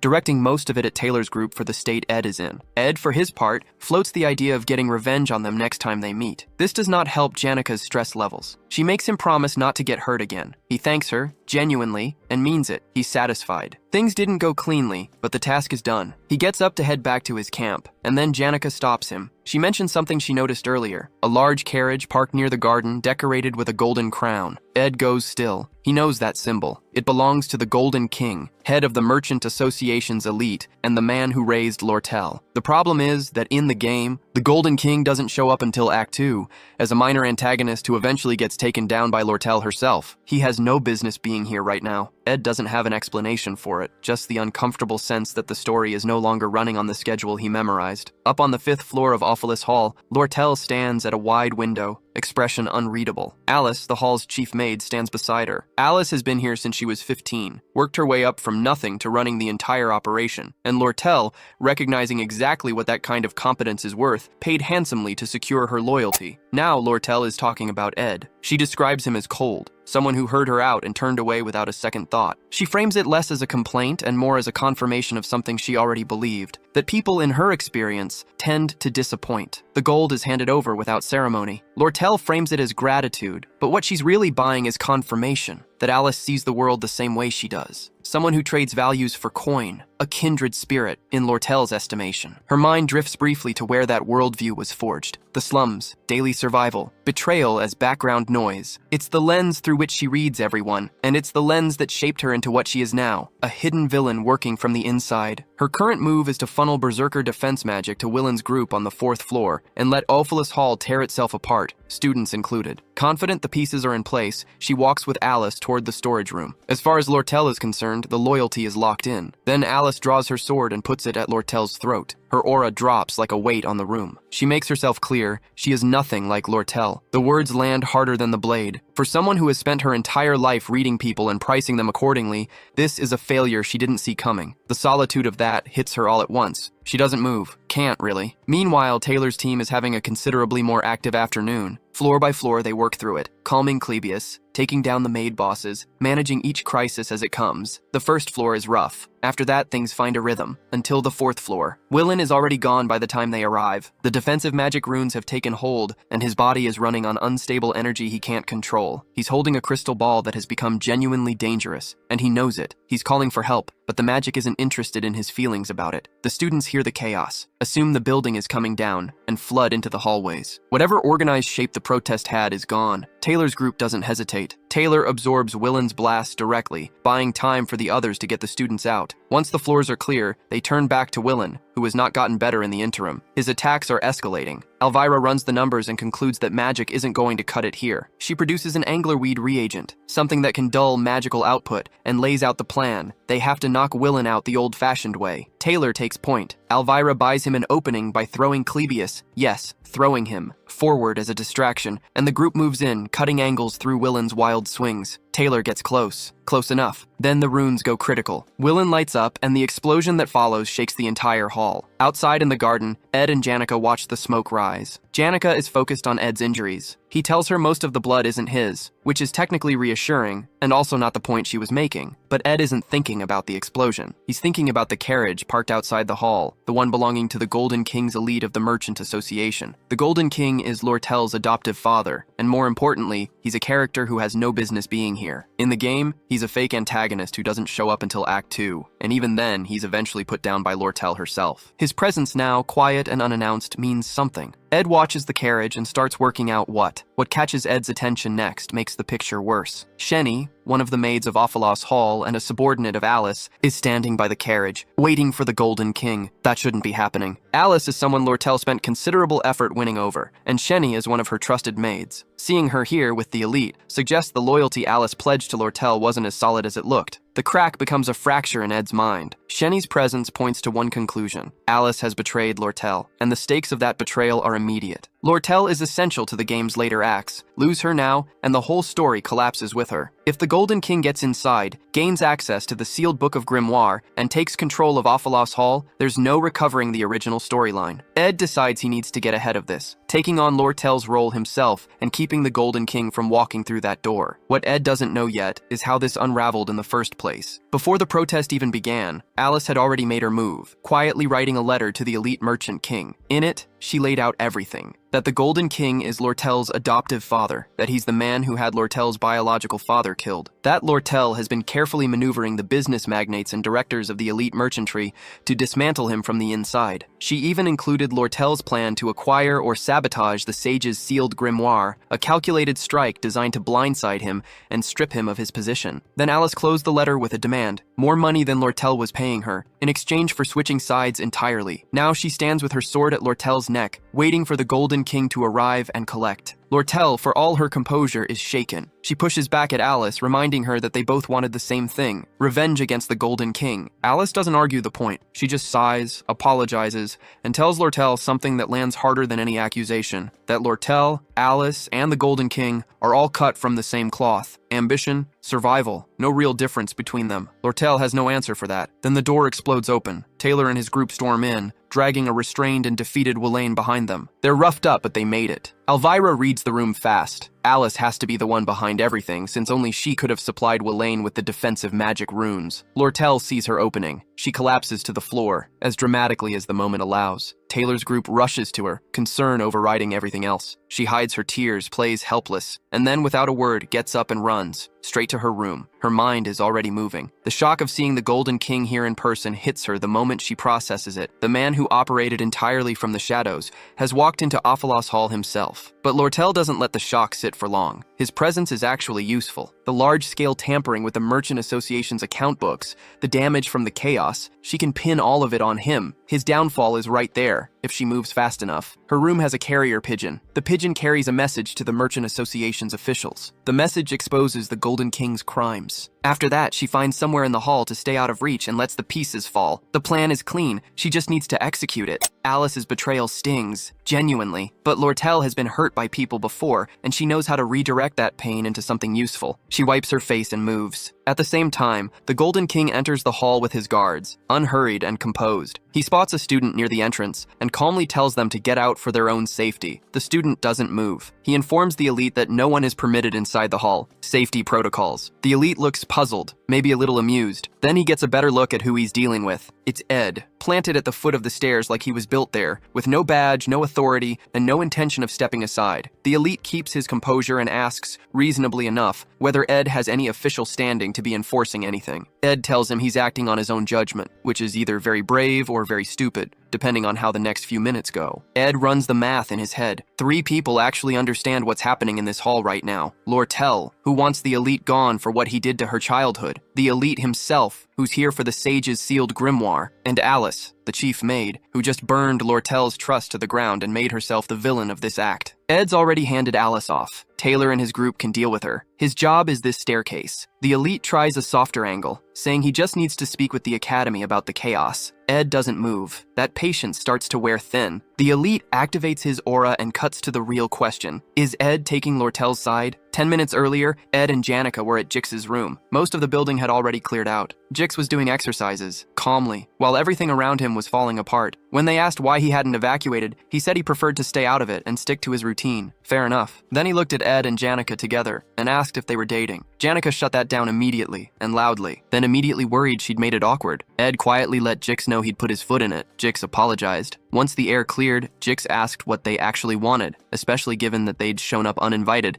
and had apparently taken part of his wall with them on the way in. Ed asked for a favor, straight out, and promised to pay it back. Jix wasn't thrilled, but he agreed. Back in the hall, while Ed holds the line against Kechlin, Jix and Janica are watching from somewhere out of sight. Kechlin shifts tactics and tries to work on Ed's sympathies, painting Lortel as ungrateful, recounting how he raised her, framing her whole plan as a betrayal. When that doesn't land, he offers to double whatever Lortel promised anyone backing her. Ed makes it clear that money isn't the point. Kechlin drops the diplomacy and tells his guards to remove Ed. They surround him, they overpower him, and then Jix steps out and sends them across the room with wind magic. Jix and Janica drop the pretense of hiding. Janica calls her spirit companions. Jix gets ready to fight. Ed thanks them, reminds Jix he'll make good on the favor, and heads upstairs. Kechlin looks at the 2 students now standing between him and his guards and tells his men to give everything they have. The fight breaks out in full. Jix and Janica hold the floor. Ed takes the stairs. When he finds Lortel, he doesn't slow down. He tells her to get out through the back door and run. Lortel hears him, and somewhere underneath the urgency, something older surfaces. In her world, kindness has always been a transaction. Loyalty came from investment. Everyone she'd ever counted on had a reason, a price, a ledger. She'd believed in something different once. She'd looked up to Janica Failover, someone who seemed to give without keeping score. Now, standing here, she wonders if that was the most foolish thing she ever let herself believe. Watching Ed and Janica's dynamic had planted a question in Lortel that she couldn't shake, whether a bond like that was something she could ever have. Then Alice happened. And just like that, the question answered itself, or so she thought. She tells herself she was stupid to want something like that she should have stayed exactly who she was, cold, precise, and unbothered by trust. Of the 5 people she'd placed inside the hall, 4 had folded. Alice went to the elite. Shenny and Kelly followed. Willen leaned the same way. That left Ed, and Lortel had already written his betrayal in advance, just hadn't filled in the date yet. As they move through the hall, Ed asks whether Alice was the one who turned on her. Lortel stops. She doesn't answer the question directly. Instead, in a quiet, almost deflated voice, she tells him she can't guarantee the 20 gold coins anymore. The plan is slipping. She's lost her grip on it. Ed doesn't even blink at the money. He tells her that was never the point, takes her arm, and pulls her back into motion. If the elite gets to her, it's over. Not just the plan, but everything she's been building toward. That lands differently than she expected. For a moment, Lortel genuinely doesn't know what to do with it. The idea that someone might be helping her without a ledger running in the background is so foreign, it almost reads as suspicious. Almost. Still moving, Ed asks the real question. What's actually going on between the Merchant Association and the elite, and why Kechlin came to the academy himself, so Lortel lays it out. Her adoptive father has been bleeding money for years, hiding losses behind manipulated prices and a stranglehold on the armor trade. He needs a major score to keep his position, and Sage's sealed grimoire is it. He sent Lortel to the academy to find a way to get it, steal it, sabotage it, whatever worked. What Kechlin doesn't know is that Lortel has spent years quietly flipping merchants and committee members inside the association. Every alliance she built was a step toward the same end: expose him, remove him, and settle what he did to her. Ed connects the rest on his own. Ketchlin's desperation is why he showed up early. The rushed moves on the armor trade, the push for the grimoire,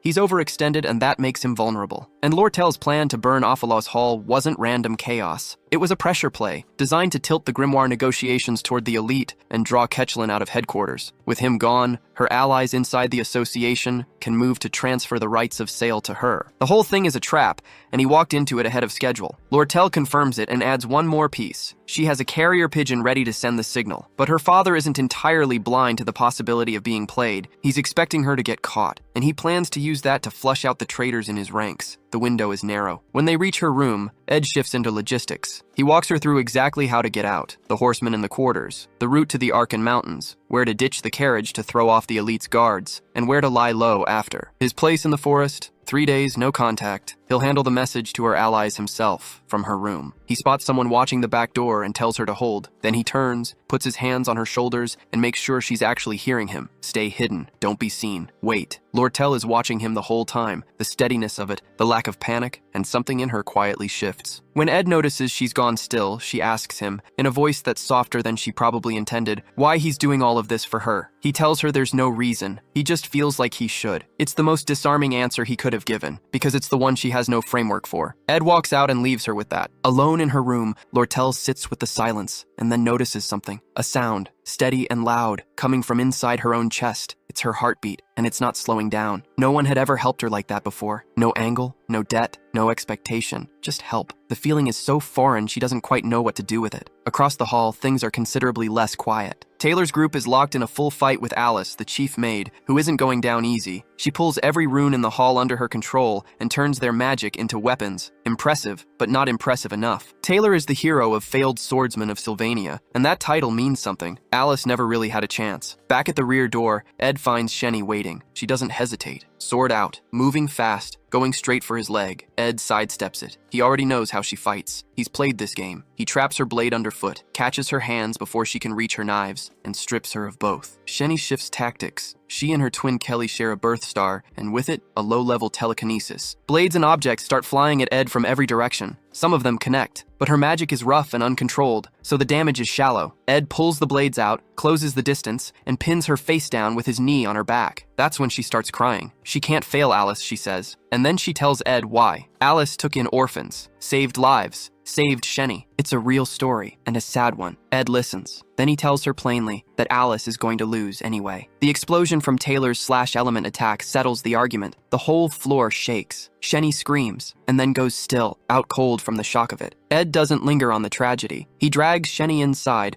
props her against the wall, and moves on. These side stories exist in the margins of the plot. His survival doesn't. He makes it to Lortel's room, takes a moment to clock how precisely it matches her, the books, the furniture, all of it exactly right, and then gets to work. Message written, pigeon sent. Elite Kechlin is currently in Sylvania, which buys them at least 3 days before anyone at headquarters knows what's happening. By the time night falls, Ed is done. Soaked, cut up, limping, but done. He stopped Elite from reaching the hall, built Lortel an exit, and kept the storyline on track. The horse carriage is already drawing Elite's people in the wrong direction. Everything held together. He pushes open the door to his hut and stops. Lortel is walking toward him, knife in hand, expression unreadable, and not in a good way. For one very bad moment, Ed's mind goes somewhere dark. What if she's been the one pulling strings all along? What if he's the last loose end? He can't move. His thoughts are getting ahead of him fast. Then Lortel reaches him and tears a strip from her own clothes to bandage his wounds. The knife was for cutting fabric, that's all. Ed exhales. Lortel's expression up close is nothing like what he imagined. Her eyes are quiet and careful as she tends to him, then guides him inside where she's already got a fire going. She suggests they warm up together first. Her cheeks go a little pink when she says it. The fire does its job. Ed dries off, the tension of the night slowly leaving him, and the two of them fall into easy conversation. Lortel mentions the carriage driver, the one who volunteered to pull the elite's guards away from her, knowing full well what that risk meant. Ed finds himself wondering how she inspires that kind of loyalty in people. Then he remembers who he's sitting next to, Lortel Kechlin. He lets the question go. After a beat of quiet, Lortel thanks him properly and acknowledges that she owes him not a small favor but a real one. When she notices he's not exactly buzzing with personality in response, she calls him out for being dull. Ed's reply is about as romantic as a receipt. Just have the 20 gold coins ready when the deal closes. The silence that follows is comfortable enough until Lortel breaks it. She asks with a careful kind of curiosity whether he and Janica are close. Ed doesn't hesitate. He speaks about Janica warmly, the kind of person you can count on. Genuinely good. Lortel listens without interrupting. Her expression softens, but there's something underneath it, a quiet kind of weight. She adds her own words about Janica, and they're kind words, but the tone doesn't match them. Ed picks up on it and asks what she's actually trying to say. Lortel takes a breath, then lets it out slowly. With a faint smile, she admits it plainly. She's not like Janica, not the type who puts others first, not naturally caring. She says it without bitterness, but she says it. Meanwhile, back at Awfulness Hall, Jix and Janica are still in the middle of it. They've been holding off Elite Kecklin and his guards, but the moment Elite gets word that Lortel has escaped, he drops everything and goes after her himself. That leaves Jix alone with the guards, and it's not going well for him at all. Then Janica shifts. The nervousness she'd been carrying disappears, and her spirit magic aura ignites. A full tornado tears through the hall, guards flying in every direction as her spirits cut loose. Jix, watching the destruction unfold, yells at her to stop. Janica pauses and turns to him with a smile that doesn't quite fit the situation. Eyes bright, completely calm, she assures him she's not angry at all, which somehow makes it worse. The next morning, Ed is outside his hut scrubbing what's left of his academy uniform. After a night like that, skipping class wasn't a hard call. Jix shows up with a spare uniform and a full debrief. Willain has absorbed all the blame for the destruction of Awfulness Hall. Chief Maid Alice, now in custody, hasn't said a word. Lortel is safely tucked away in Ed's hut, and there's still no word yet from Elite Kexlin. Ed lets himself feel relieved. The plan held. All that's left is waiting for the carrier pigeon to come back with good news. His body is still paying for the night, sore in ways he'll be feeling for a while, but the outcome is what matters. Then he checks his stats. The numbers have moved. He's reached intermediate craftsman rank,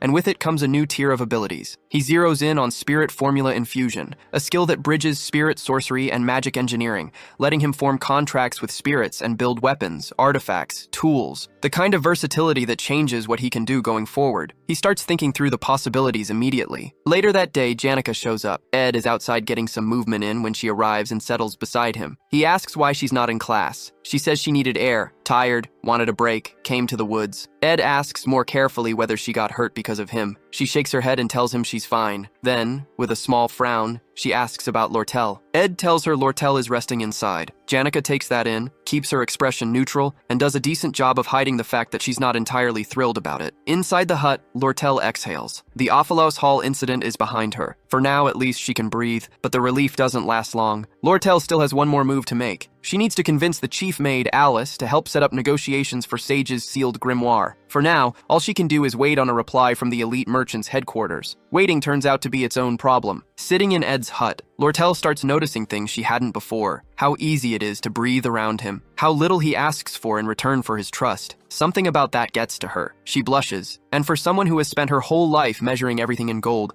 that's a significant development. She makes a decision. She's not giving Ed up to Janica, who already has a full life and plenty of people in it. Lortel is going to compete, and she's going to win. 3 days in his company only makes that resolve sharper. She starts running through strategies, including, briefly, just burying him in gold. She scraps that idea. Better to be warm, useful, maybe quietly cover his tuition. Something that doesn't scream, I am trying to buy your affection, even if the line is thin. It's the first time she's ever wanted something that money couldn't simply solve, and the novelty of it is equal parts thrilling and mortifying. She's never had a boyfriend. She's barely finished the thought before Lucy crashes through the window. Ed handles it without missing a beat. He hauls Lucy out and deposits her in the small tent he'd already built outside, apparently anticipating exactly this. Then he turns back and apologizes to Lortel for the interruption. Lortel accepts the apology, but internally she's already filed Lucy under a new category, natural disaster. The next morning, Lortel wakes up early with a plan. It doesn't survive contact with reality. Janica is already there. Lortel sighs, turns around, and heads back inside, where Lucy is still asleep and completely unbothered by the world. Ed, meanwhile, has been busy. He picks up stonemasonry, builds a brick fireplace inside the hut, and by the time everyone's awake, he's grilling beef jerky for the group. Over the meal, Lortel notes that the morning passed without incident, which means things are moving as planned. Ed thanks her and tells everyone not to get comfortable yet. Then, feeling the competitive pressure, Lortel sweetens her end of their deal, supplies and goods, instead of the 20 gold coins they'd originally agreed on. Ed takes her up on it and asks if she can source construction materials or spare magic engineering equipment. She says she'll look into it. Then he turns to Janica with a request of his own. Teach him basic spirit magic and how to form a spirit connection. Janica lights up. She pulls out a spirit bird and starts walking him through the process. Focus, connection, the fundamentals. The spirit bird then interrupts her to point out that she's explaining it wrong. And while it's at it, it also mentions that during their last spirit meeting, Janica received specific advice on how to use Ed's cabin construction as a chance to get closer to him. Janica dispels the bird at speed, visibly sweating, and asks Ed, very casually, how much of that he caught. Lortel doesn't let the moment go to waste. She pivots smoothly into offering Ed her leftover food stock from headquarters at a discount. Ed counters, asking her to fold it into the original 20 gold deal. Lortel, with a smile clearly aimed at Janica, offers to just give it to him for free. Janica objects. A debate starts. Ed eats his beef jerky and watches, quietly noting that he somehow ended up with a spirit magic tutor and a magic engineering supplier, both highly motivated. Then someone new arrives at the hut. Belle Maya, the new chief maid of Ophalis Hall, shows up with an apology for the unannounced visit and a message from the former chief maid, Alice. The mood shifts immediately. Lortel's expression tightens, and whatever lightness was in the air a moment ago disappears. What no one at the hut knows yet is what happened just before Belle Maya arrived. One of Janica's friends, Clara, had stopped by to see her and passed along a piece of news she described as top secret, delivered in a whisper with strict instructions not to react. The news: Janica is in love with Ed Roth Taylor. Belle Maya did her best to keep her face neutral. Whether she managed it is another question. Clara and Belle continue picking apart Ed's situation. His reputation as a troublemaker is softening lately, but his awareness of Janica's feelings is apparently non-existent. Clara supports her friend, though she can't ignore that Janica keeps bringing Lortel's name into conversations that have nothing to do with her. Clara admits she doesn't fully understand either of them. Her read on it is blunt. Relationships are about balance, and Janica is too trusting for that kind of game. Ed, meanwhile, is either oblivious to every hint Janica drops or doing a very convincing impression of it. Clara practically begs Belle to intervene. Belle offers a gentler theory that Ed is too buried in his own problems to even register romance as a category right now. She suggests it might just be his particular brand of bad luck with people. Clara doesn't find that comforting. If anything, it unsettles her more. Back at Ed's hut, Belle Maya arrives to find Lucy, Lortel, and Janica all present, which gives her an immediate headache. When Lortel asks why she's there, Belle delivers Alice's message. That evening, she takes the sleepy Lucy and Janica with her, and Ed is left frustrated, not about the company, but about the exposure. Lortel's location has now been seen by someone connected to people who shouldn't know where she is. To limit the damage, Lortel decides to leave with Belle Maya, who offers a safe house. Before she goes, she hands Ed a repaired uniform, her way of settling the debt for his help. Ed takes it gratefully, noting it'll serve as a decent backup set for the academy. Then a pigeon arrives with better news than expected. A letter confirms a major victory over the elite in business sales, a blow significant enough to signal his collapse at the merchant headquarters. Ed can finally return to school without looking over his shoulder. Lortel reads the letter and draws her own conclusion. Her father is now fighting for survival and won't have the bandwidth to chase her through Sylvania. She's safe for now, but she doesn't let Ed get comfortable with that. Her father is still dangerous, and she warns him not to treat this as a clean win. Even so, she's confident in her allies at the headquarters and believes the chairman's seat is within reach. What's actually weighing on her is Alice. Ed raises the obvious concern. Could Alice expose Lortel as the one who orchestrated the Ophalis Hall incident? Lortel brushes it off. Alice backs whoever is winning. That's just who she is. The letter itself makes that clear. Alice details the orphanages she's been sponsoring and asks Lortel to fund them for the next year. Lortel fills in the backstory. Years of overwork had broken Alice's health,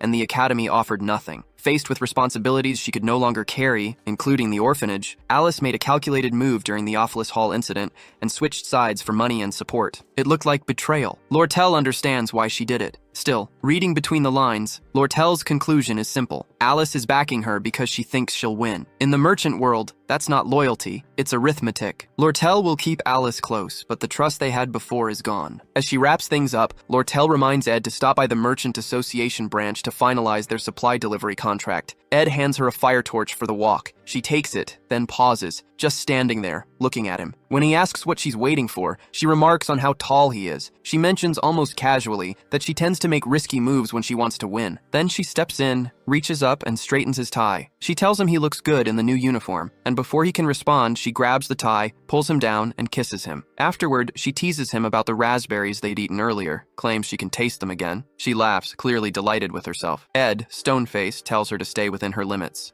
Lortel finds his reaction deeply boring and says so. She also leaves him with a parting note. Next time, she says, he should try pulling her closer. She needs the practice of pretending to resist. Then she takes the torch, walks off at a normal pace, and the moment she's far enough away, she sprints into the forest and vanishes. Ed stands there, thoroughly thrown. No matter how carefully he tries to stay on the edges of the story, he knows is unfolding around him. It keeps pulling him in. Later, sitting by his campfire with the trees above him and crickets filling the silence, he can't quite settle. Something is sitting wrong, and the quiet isn't helping. The discomfort isn't irrational. Ed's original plan was clean and contained. Watch the game's events from a safe distance, intervene only when the scenario needed a nudge, and spend the rest of his energy on surviving, graduating, and keeping his stats in order. Simple enough, in theory. In practice, it's turning into something else entirely. As summer gives way to fall, Ed finds himself wondering what the game is going to throw at him next, and whether he'll have any say in it. The next day, Janica convenes with her spirit companions by the lake to talk through her Lortel problem. The spirits fill her in on what happened between Lortel and Ed, and she does not take it well. One of them describes Lortel in terms that make clear exactly what kind of threat they think she is, and Janica's first question is how Ed responded. When she hears he was cold and gave nothing away, she relaxes, briefly. Spirit Tarkin cuts that relief short, warning her that Lortel doesn't back off, she doubles down, and if Janica doesn't move fast, she'll lose Ed's attention before she ever really had it. Tarkin then proceeds to offer a string of suggestions so absurd that the other spirits physically remove him from the conversation. Spirit Marlita steps in with something actually usable. Marlita's advice is straightforward. Create a moment with Ed that sticks, something he'll keep thinking about. Janica turns it over and lands on a shared meal as a reasonable starting point. That evening,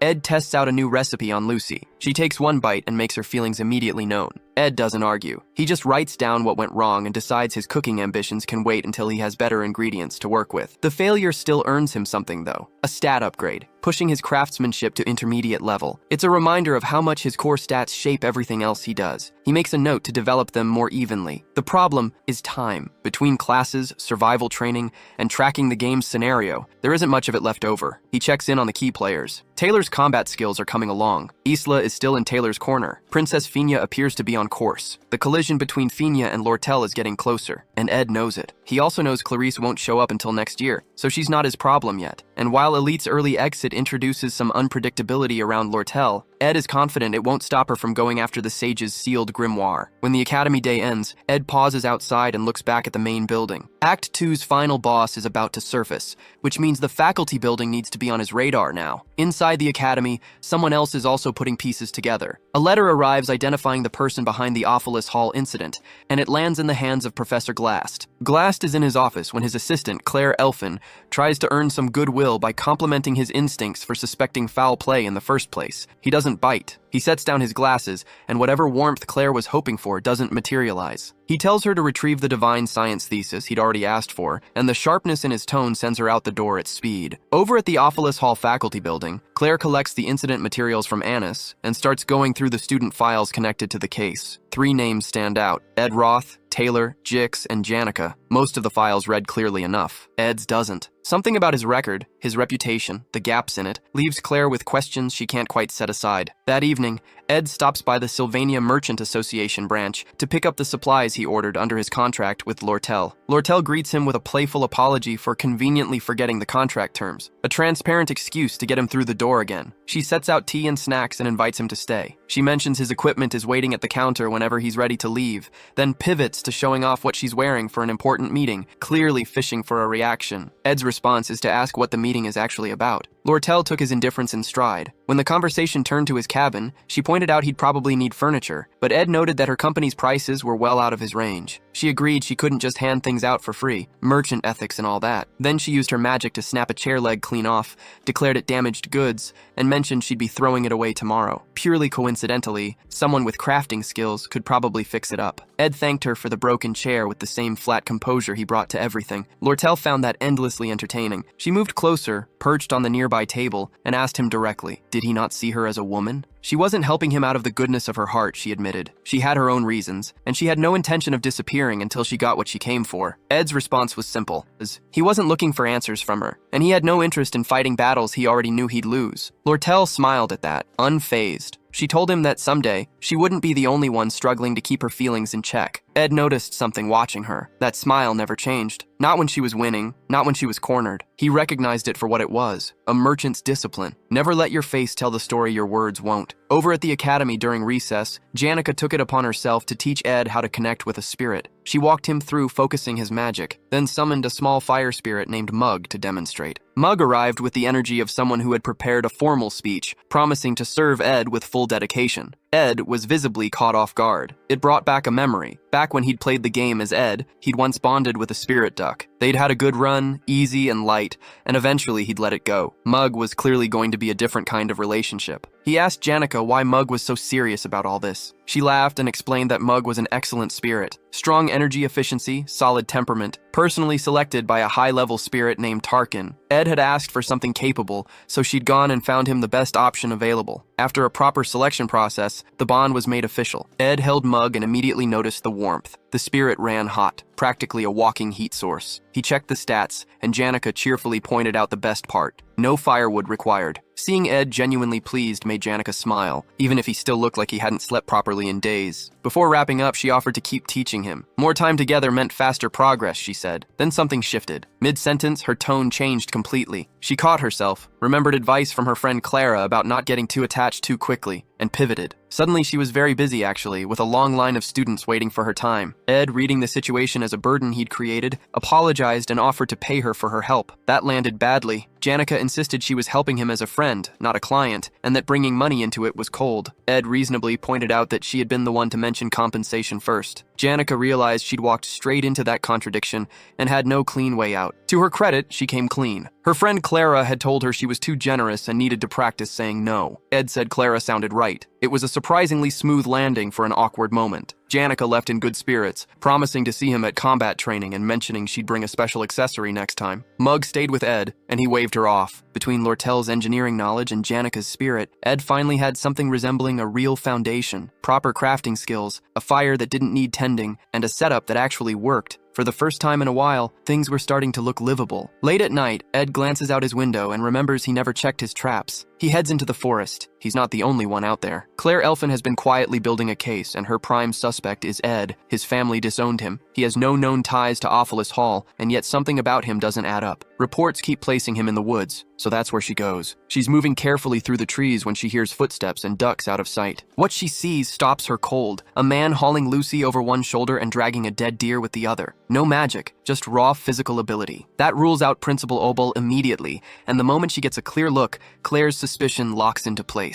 It's Ed Roth Taylor. As far as she's concerned, she's found her mastermind. She follows him back through the forest, surprised to find a hidden hut she had no idea existed. From a distance, she watches him toss Lucy into a tent and drop the deer by the fireplace before heading inside for the night. Claire waits, then moves in to rescue Lucy. She doesn't make it 2 steps before Lucy fires off a warning spell and demands to know who she is. Claire introduces herself flustered. Lucy stares at her for a moment, goes back into the tent, pulls out some beef jerky, gives Claire one more suspicious look, and then just flies away. Claire is left standing there with nothing to show for it. She takes what she has to Professor Glast. She lays out her evidence, emphasizes the disownment, and describes how Ed physically overpowered Lucy and kept her in a tent in the woods. Glast barely remembers who Ed is. He's not interested in low-ranking students, and he's even less interested in Claire's theory that a deer in a tent constitute a criminal operation. Lucy sleeps in the woods all the time, he tells her. This is not news. Claire shifts tactics and reveals she used magic to pull memories from the first floor of Office Hall. Glast's eyebrow goes up, not because he's impressed, but because she didn't have permission to do that. Claire fumbles through an explanation that doesn't quite hold together. He tells her to write an apology letter. She pushes anyway and makes him look at the recording. It shows Ed sitting on the stairs in a pose that admittedly does look like someone who planned everything. It also shows him stopping Taylor's group from going upstairs. Claire thinks this is damning. Glast asks if she has anything stronger. She brings up Lucy again. He tells her again to submit the letter. She leaves exhausted and empty-handed. Then Glast, alone, actually looks at the memory globe. He watches Ed hold his ground against Taylor and Elvira, the sword saint and the natural-born alchemist, and something shifts in his expression. That's not something an ordinary student does. For the first time, Glast takes Ed seriously. Out in the forest, Ed has no idea any of this is happening. He's just finished crafting a new weapon using both magic engineering and spirit magic. A ceremonial dagger. Explosion. It's the best thing he's made since going independent, and he knows it. Mug, watching Ed admire the dagger, offers some practical advice about improving efficiency through use. Then, almost immediately, pivots into singing a song in Ed's honor. Ed has been watching this behavior since Mug arrived, the flattery, the formality, all of it, and he's had enough. He picks Mug up, gives him a firm shake, and asks what's really going on. Mug stammers. Ed goes straight to the point. Did Janica promise him something? Mug hesitates, but Ed reminds him that a spirit bond means honesty isn't optional. That breaks him. Mug confesses through tears that while his respect for Ed is genuine,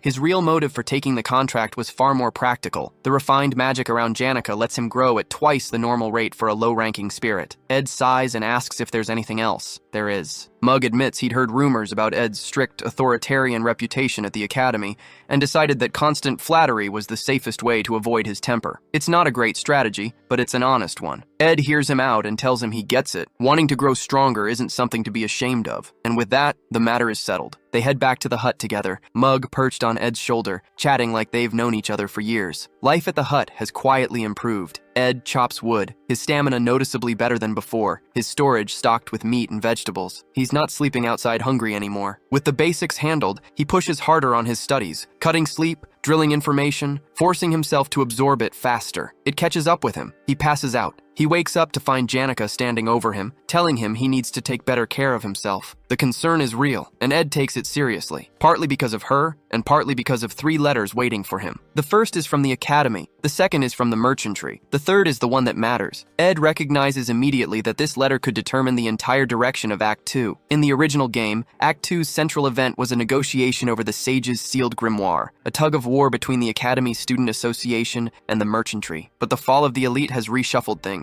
The Roth-Taylor family has entered the picture, turning a 2-sided dispute into a 3-way conflict. And it's not just the family name on the table. Crepin Roth-Taylor, the family head, is involved personally. He wants the grimoire for his research into eternal life. The problem is that Crepin is originally a major boss in Act 4. Him showing up this early is the kind of complication that breaks a playbook entirely. No player at this stage would have any realistic chance against him. Ed knows exactly how dangerous Crepin is. If Crepin secures the grimoire, Ed's path through the game collapses. All his foreknowledge becomes worthless. The third letter contains critical details about Crepin's movements and suspicions around the grimoire, but whoever sent it didn't sign their name, which is its own problem. Meanwhile, at the academy, Princess Finia is taking tea in the garden when Captain Claire arrives to confirm he delivered Ed's letters on her orders. She thanks him, but her mind is elsewhere. The Sage's sealed grimoire is the Academy's most significant asset, and the idea of selling it for financial reasons is, to her, a disgrace. Principal Obel has already come to her directly, laying out the Academy's money troubles and asking for her support. She's aware. What she's less comfortable with is Crepin Roth-Taylor's sudden involvement. Captain Claire offers a theory that Ed tipped off his family, hoping it might earn him a way back into their good graces. Before he can develop the idea further, Lortel arrives and cuts him off. She's skeptical of his read, and smoothly asks the princess for permission to join the tea session. Fenya is surprised. She'd always assumed Lortel had no particular warmth toward her. But Lortel smiles, waves off the misunderstanding, and offers something concrete as a gesture of goodwill. It wasn't Ed who brought the Roth-Taylor family into this. It was Elite Ketchlin, Lortel's own adoptive father. And there's more. Crepin Roth-Taylor was the one who wanted the grimoire in the first place. With Ketchlin's influence at the merchant headquarters fading, he's leaning on Crepin's backing to push the purchase through anyway. That realization lands fast. If both families were originally working together on the deal, why are they now competing? Lortel's answer is simple. Because she's the one running the merchantry now, and she wants the grimoire for herself. She's not selling it to the Roth-Taylor family. That's her position, and she's stating it plainly. Finia, caught off guard by the directness, asks why Lortel is telling her any of this. Lortel's answer is equally direct. She considers Finia an ally. The logic she lays out is clean. Finia helps her secure the grimoire, Lortel's standing in the merchantry improves, and Finia gets leverage over the Roth-Taylor family in the process. 2 people, 1 deal, mutual benefit. Then Lortel adds one more thing. Ed has already been disowned, so suspecting him of colluding with his former family isn't just wrong. It's unfair. Fenya listens, but she's paying attention to more than the words. She's watching how Lortel speaks, how carefully each sentence is constructed, and something doesn't add up. Lortel has never gone out of her way for anyone like this. So Fenya decides to test her. She brings up Ed casually, mentions he might be useful, and suggests she could bring him in personally. Help or refuse, she'd find a way to make use of him either way. The teacup in Lortel's hand starts to shake. She sets it down, and then she laughs. Not a polite laugh, a real one, at the fact that even Princess Fenya plays the same games everyone else does. Claire doesn't find it funny. He's ready to say something about it, but Fenya stops him before he can. Lortel stands, smooths everything over with a smile, and calls them allies one more time. Then she leaves Fenya with a single piece of advice. Don't underestimate Ed Roth Taylor. If she does, she'll regret it. After she's gone, Fenya sits with the question Lortel left behind. Was Ed the one who pulled Crepin Roth Taylor into the bidding? Or was it Lortel all along,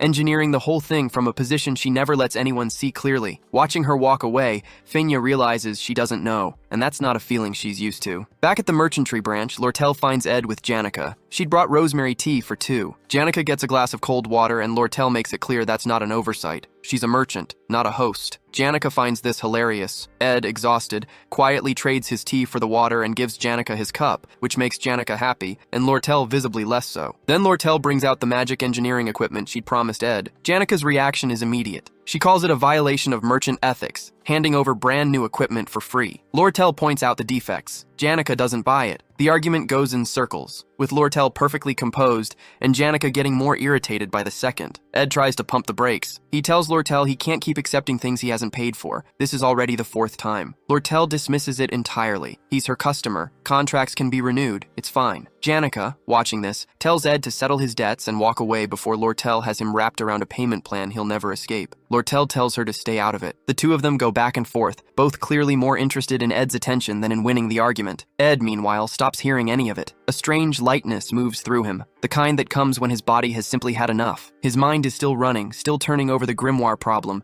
still thinking about sleep, of all things, and a better mattress. But his body makes the decision for him. He goes down before he can do anything about it. Lortel and Janica drop everything and rush to his side. Meanwhile, at Sylvania Academy, Princess Fenya has been turning Ed over in her mind. His composure at the fishing camp, his handling of the Glaskin incident, his reputation among students as someone who keeps his head down and studies, it all starts to cut against the assumptions she'd made. Lortel's words have been sitting with her, and she decides she needs one more look before she makes up her mind. So she's the one who sends the third letter, a private invitation to the royal residence, meant to stay quiet. She reviews her schedule for the following day and asks Captain Claire when Ed is expected to arrive. Captain Claire's answer isn't what she was expecting. Ed has collapsed from overwork. Princess Fenya takes a moment with that. In the game, exhaustion status means mandatory rest days. It's practically built into the rules. And so, with the Akerpin Roth Taylor event bearing down on him, Ed is forced to stop. Everything waits. When he wakes up in his hut, his body feels like it's made of wet stone. There's also an odd warmth across his lower belly, which turns out to be Lucy, asleep on top of him, mumbling to herself. Ed watches her for a moment, and it pulls him back to the Glaskin incident, to how unnaturally light she was when he threw her. The thought lingers. He doesn't push it far, mostly because he doesn't have the strength to move her even if he wanted to. He notices the new blankets, the mattress. The merchantry must have brought him here to recover. Lucy wakes up talking about food, which tracks. Then she registers that Ed is actually conscious and shifts gears. She's been running mana treatment on him while he was out, correcting his distorted mana flow, apparently more than once. She finishes a round now, then drifts right back to sleep beside him. Before she goes under, she gets one thing out. Stop getting sick. It's a hassle, and being weak is dangerous. Ed knows exactly where that comes from. Her grandfather died bedridden from illness. He thanks her, genuinely, for the treatment and for caring enough to say it. Then Jix walks in without knocking, checking on the stove. Lucy is gone before the door finishes opening, embarrassed enough to relocate entirely. Ed, now fully awake, takes stock of the situation. For someone who has been trying to stay independent, he has accumulated a remarkable number of people who show up uninvited. He asks Jix what he's doing here. Jix says he's been keeping watch while the others are out, then hands Ed a bowl of soup and mentions, almost as an aside, that it's autumn now. Ed asks about Sylvania Academy. Jix runs through it. Taylor and Clayboys handled the exploration problem. The Demon of the Sewers Act is under control. The storyline is holding. Ed breathes a little easier. Then he asks how long he's been out.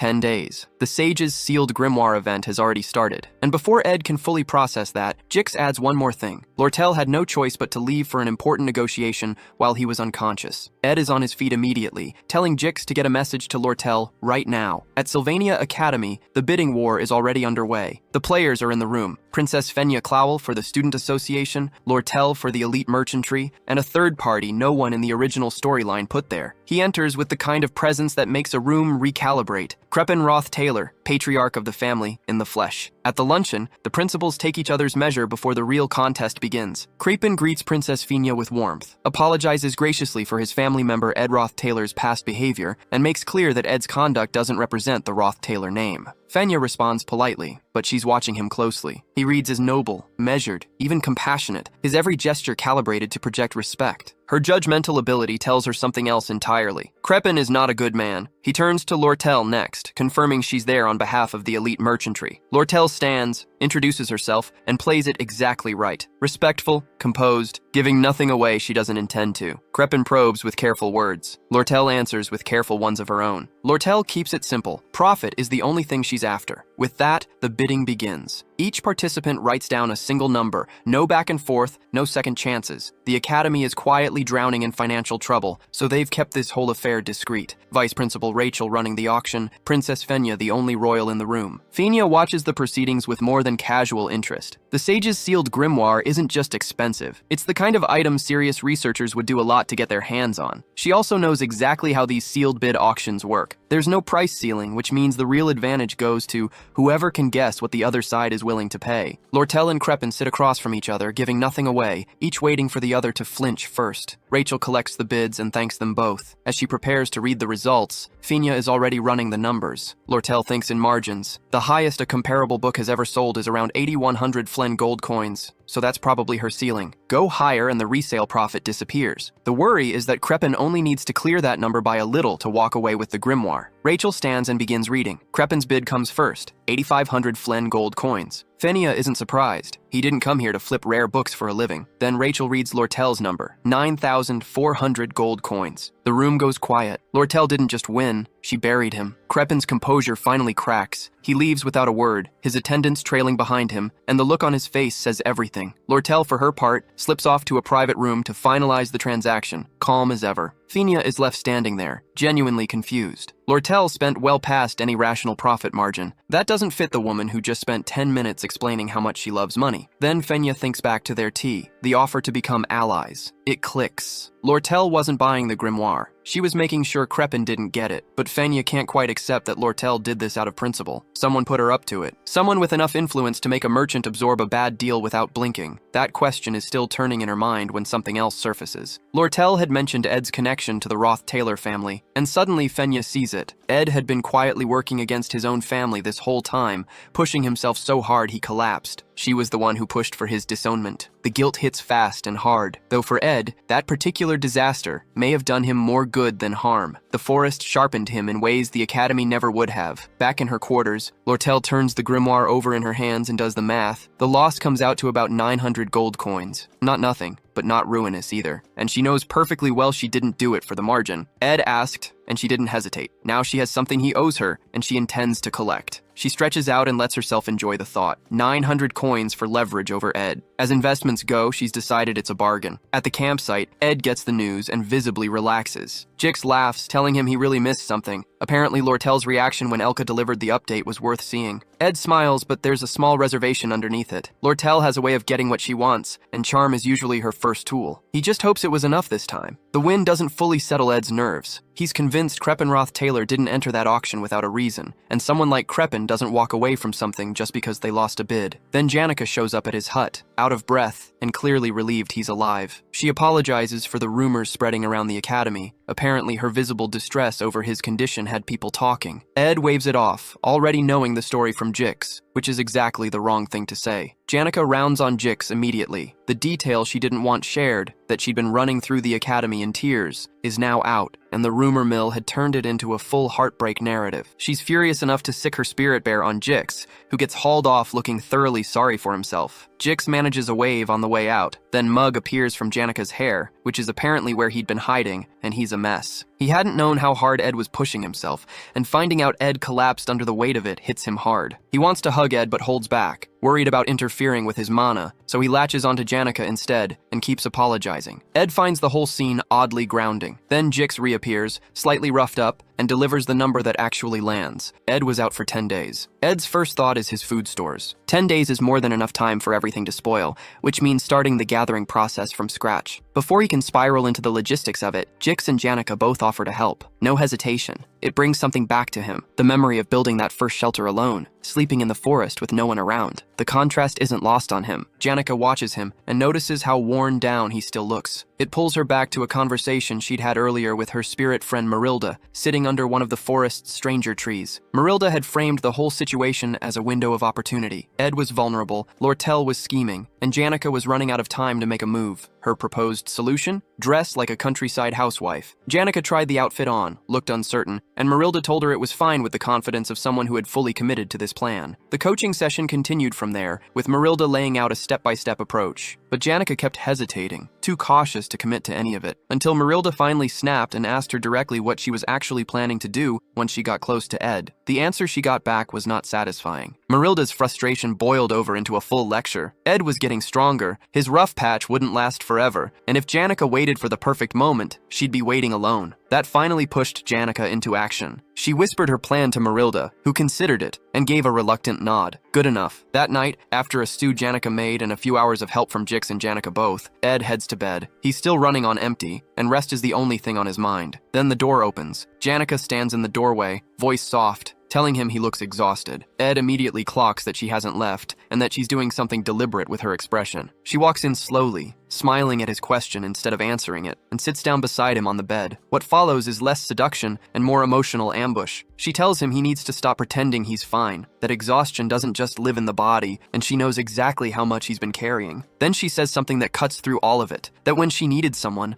Ed was the one who stayed quiet and close while everyone else rushed in with noise. She wants him to admit he's struggling, not to fix it, just to say it out loud, so he can finally let himself rest. Janica's offer to do the same, to simply be there, quietly, is exactly what breaks him. Ed leans back against the pillow and finally says it out loud, that he's really struggling. Just admitting it seems to lift something off him, and he's asleep almost immediately. By morning, Janica is still beside him, and more importantly, the exhaustion that had been grinding him down is completely gone. He's fully recovered. Whatever she did, it worked. He doesn't get long to appreciate it. Lortel shows up that morning, and the two of them end up sitting together by the river. She seems genuinely glad he's looking better, but she also mentions, almost in passing, that she's been dealing with chronic fatigue herself. Ed's first instinct is that she's playing it up. Then she actually struggles to walk over to him, wincing with every step, and he reconsiders. Once she's settled beside him, he asks the obvious question, why come all the way out to the forest when she's both busy and clearly not well? Lortel waves it off. She has something to tell him. She's converting her merchantry into a full trading company, and she wants Ed at the center of it, not as staff, as co-executive, handling assets, products, and external affairs. She pitches it practically. He'd be at the company every day, just one wall between them. She also offers him a share of her personal assets. In her head, she's already imagining it as something closer to a partnership in every sense of the word. She's still talking, somewhere between business proposal and daydream, when Ed cuts in and asks if she doesn't think this is a little much. Lortel goes quiet. She pulls up her hood, looks at him directly, and tells him he doesn't understand. She already knows what he's thinking, that something's off with her, or that he can't make a serious decision based on the feelings of someone her age. She knows he wants to keep things professional, but he doesn't know what she's been through. She's watched fortunes appear and disappear. She's been betrayed more times than she can count, and somewhere in all of that, she figured out the one thing that actually matters, finding someone who won't leave, even if everything else does. Most people have family or friends as a fallback. She's seen too much to trust that. Her real fear isn't losing money. It's the idea that something happens to her one day, and there's no one there. She asks Ed to stay by her side, no matter what. Ed is visibly moved. Then Lortel laughs and tells him she almost had him. He's furious. She admits, still smiling, that she has a talent for making people waver. It's basically a reflex at this point. They sit together a little longer, and then she takes a breath and says that none of it was actually a lie. Ed tells her he's not going anywhere until he graduates from Sylvania Academy, and that he'll think about the co-executive offer after that. Lortel stands up smiling and says she can wait. Then she pulls out the grimoire document letter. She reminds him that he owes her, and that she intends to collect someday. She waves it at him cheerfully, says it was great seeing him, and walks off. Ed watches her go and immediately feels like he's made a mistake. The debt over the sage's sealed grimoire is real, and now she's holding it like a card she can play whenever she wants. He's stuck, and he knows it. Lortel, for her part, is less composed than she looked. Walking back, she's quietly panicking. She'd planned to be bold, to tell him plainly that he belongs to her now. His serious reaction completely derailed her. She also realizes she forgot to give him his change from the magic engineering products he bought, which makes the idea of going back to see him immediately feel unbearable. She decides to just leave the change at his hut and slip away. Clean, simple, no awkwardness. What she finds instead is Janica, stepping out of the hut, having apparently just woken up there. Both of them freeze. The silence says everything neither of them is ready to. They immediately start demanding answers from each other, and neither is willing to back down. The rivalry between them is instant and ugly, and Ed, still completely unaware, is already the center of a disaster he didn't ask for. He's out by the river, finishing up a bath, blissfully ignorant. Back at the hut, he gets into his routine, chopping logs, managing his energy carefully, while Mug keeps reminding him not to push too hard. Ed actually listens, which for him is progress. With his food and firewood sorted out, courtesy of Jix and Janica, he finally has the breathing room to focus on himself. He sits down with the 3 letters that had been waiting for him since before he collapsed. The first is from Lortel, telling him to stay sharp because neither of them can predict what the elite might do next. The second is from Fina, raising the possibility that Crepin was involved in recent events. But it's the 3rd letter that stops him cold. It's confidential, and it's from Professor Glast, requesting a private meeting after the conference. The problem is Ed never made it to that meeting. His collapse saw to that, and now he has no idea what Glast actually wanted. What he does know, though, is something no one else at the Academy does. In the game, Professor Glast is the final boss of Act 2, and that act has already started. Glast's driving belief is that only a handful of truly gifted people can reshape the world. His goal is to bring back Sylvania, the greatest sage in history, and to do it, he's been developing a spectral magic capable of rewriting natural law itself. The one thing standing between him and that goal is the sage's sealed grimoire. Since the Academy sold it to Lortel to cover its financial problems, Glast takes it by force. Then he goes further. He kidnaps Ayla, a student with a rare magical ability, intending to use her body as a vessel for Sylvania's spirit. The plan is as dangerous as it sounds, and just as unhinged. In the game, Taylor fights through everything Glast throws at him and wins. Glast falls from the magic tower and says something significant before he dies, but Ed can't remember what it was. What he does remember is the trigger. Act 2's final battle begins the moment Ayla is kidnapped. He knows he needs to be ready, and as if on cue, the story cuts to Ayla, awake, alone, locked inside a dark and damp dungeon, with a demon from the underground waterway standing guard. She understands immediately how bad her situation is. The silence makes it worse. She's barely holding herself together when she realizes she's not actually alone. Another voice cuts through the dark, and it's blaming her for getting them into this mess. That's enough to break her composure entirely. Through tears, she snaps back at him, calling him cruel for piling on when she's already miserable, making it very clear she did not want to end up here. The person sharing her dungeon turns out to be Ed Roth Taylor, which was not part of his plan. To explain how he got there, Ed rewinds 3 days. He'd been working on his magic engineering gadgets and hit a wall. His current materials and blueprints simply weren't good enough for what the final battle would demand. Then he remembered something specific from the game. During the 3rd stage of the final act battle, the party enters a secret laboratory packed with valuable blueprints. Taylor handles the middle boss fight there, but Ed is far more interested in what's on the shelves. Going alone would be reckless, so he asks Janica to come with him. Back at the Academy, Professor Glast makes an announcement. 2 students, Adele from Class B and Ayla from Class C, are being moved up to Class A. The Academy needs to make room for exceptional talent. Jix does the math and realizes Class A is now at 5 members, the largest it's been in years under Glast's watch. Ayla may not be the most powerful student, but her effectual magic stats are genuinely unusual. Jix pushes back a little,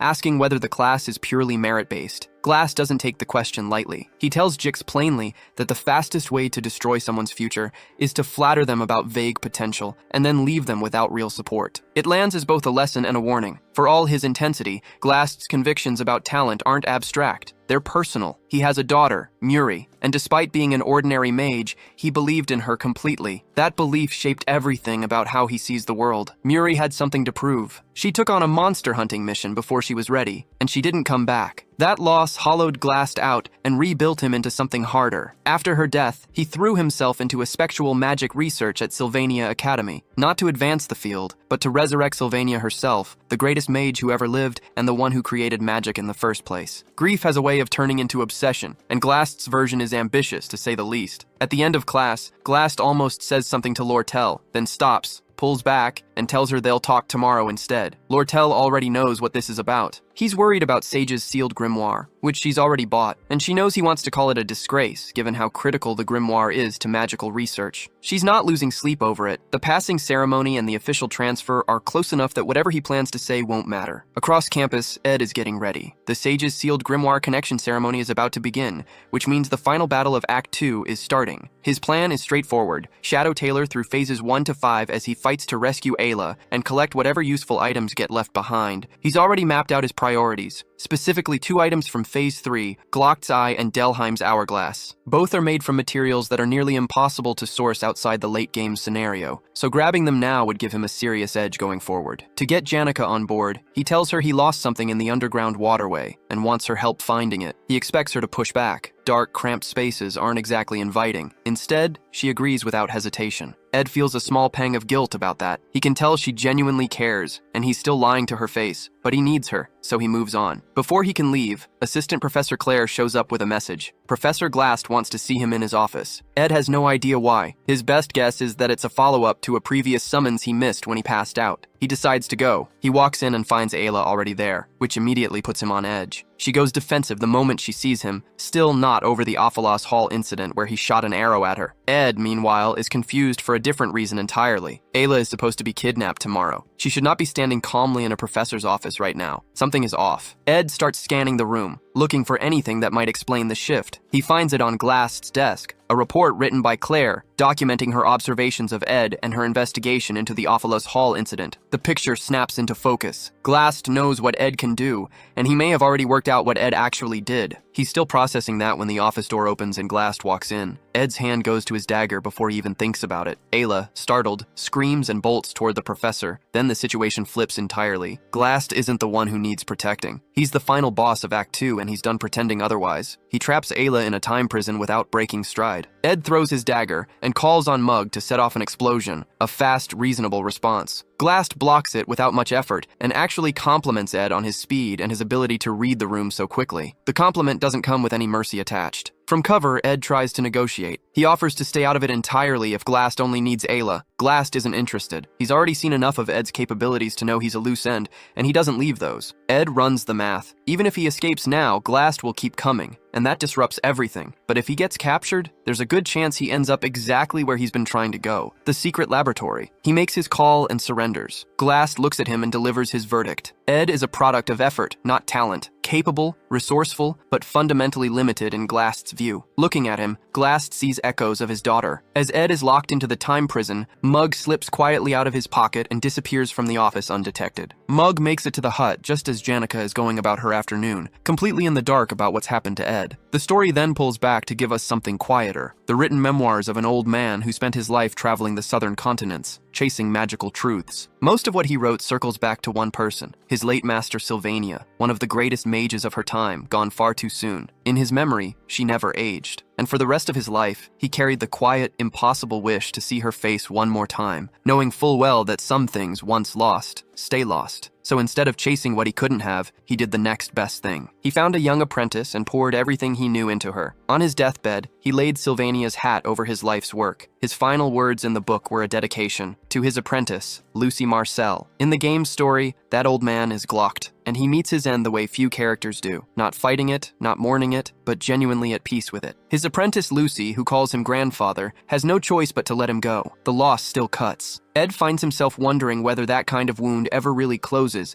or if it just becomes part of her. The one small thing that keeps Lucy grounded is the beef jerky she keeps from Ed's hut. So when she climbs down from the roof to refill her empty pouch, the timing couldn't be worse, because Janica is standing right there, radiating a deep, sinister purple aura, with Mug already talking to her. Across the city at Trix Hall, the Academy's main conference room, the Sage's sealed grimoire passing ceremony is underway. The Merchantry elite and Academy faculty have gathered, and Lortel stands at the front, ready to receive the grimoire from Principal Obol Forsis. Looking at him, her mind drifts to Kreppenroth Taylor. Same age, completely different energy. She thinks back to after the bidding closed, when Kreppen pulled her aside and pushed her to hand the grimoire directly to him. She came back with 12,000 gold coins. He didn't flinch, but before walking away, he gave her something worth more than the gold, the information that her father, Elite Ketchon, had already hired mercenaries and sent them towards Sylvania. Kreppen is not a pleasant person, but useful is useful. Standing there holding the grimoire, Lortel turns the decision over in her mind. Take the clean profit, or use this as a way to get closer to Ed. The small smile that crosses her face suggests she already knows which way she's leaning. Then Professor Glast moves. He throws up a spectral barrier that cuts everyone off from the grimoire, summons 2 enormous spirits to force Principal Obol and Lortel back, and walks out of the hall with the grimoire before anyone can react. With that, the path is clear. No deviations, no interference. Act 2's final scene begins.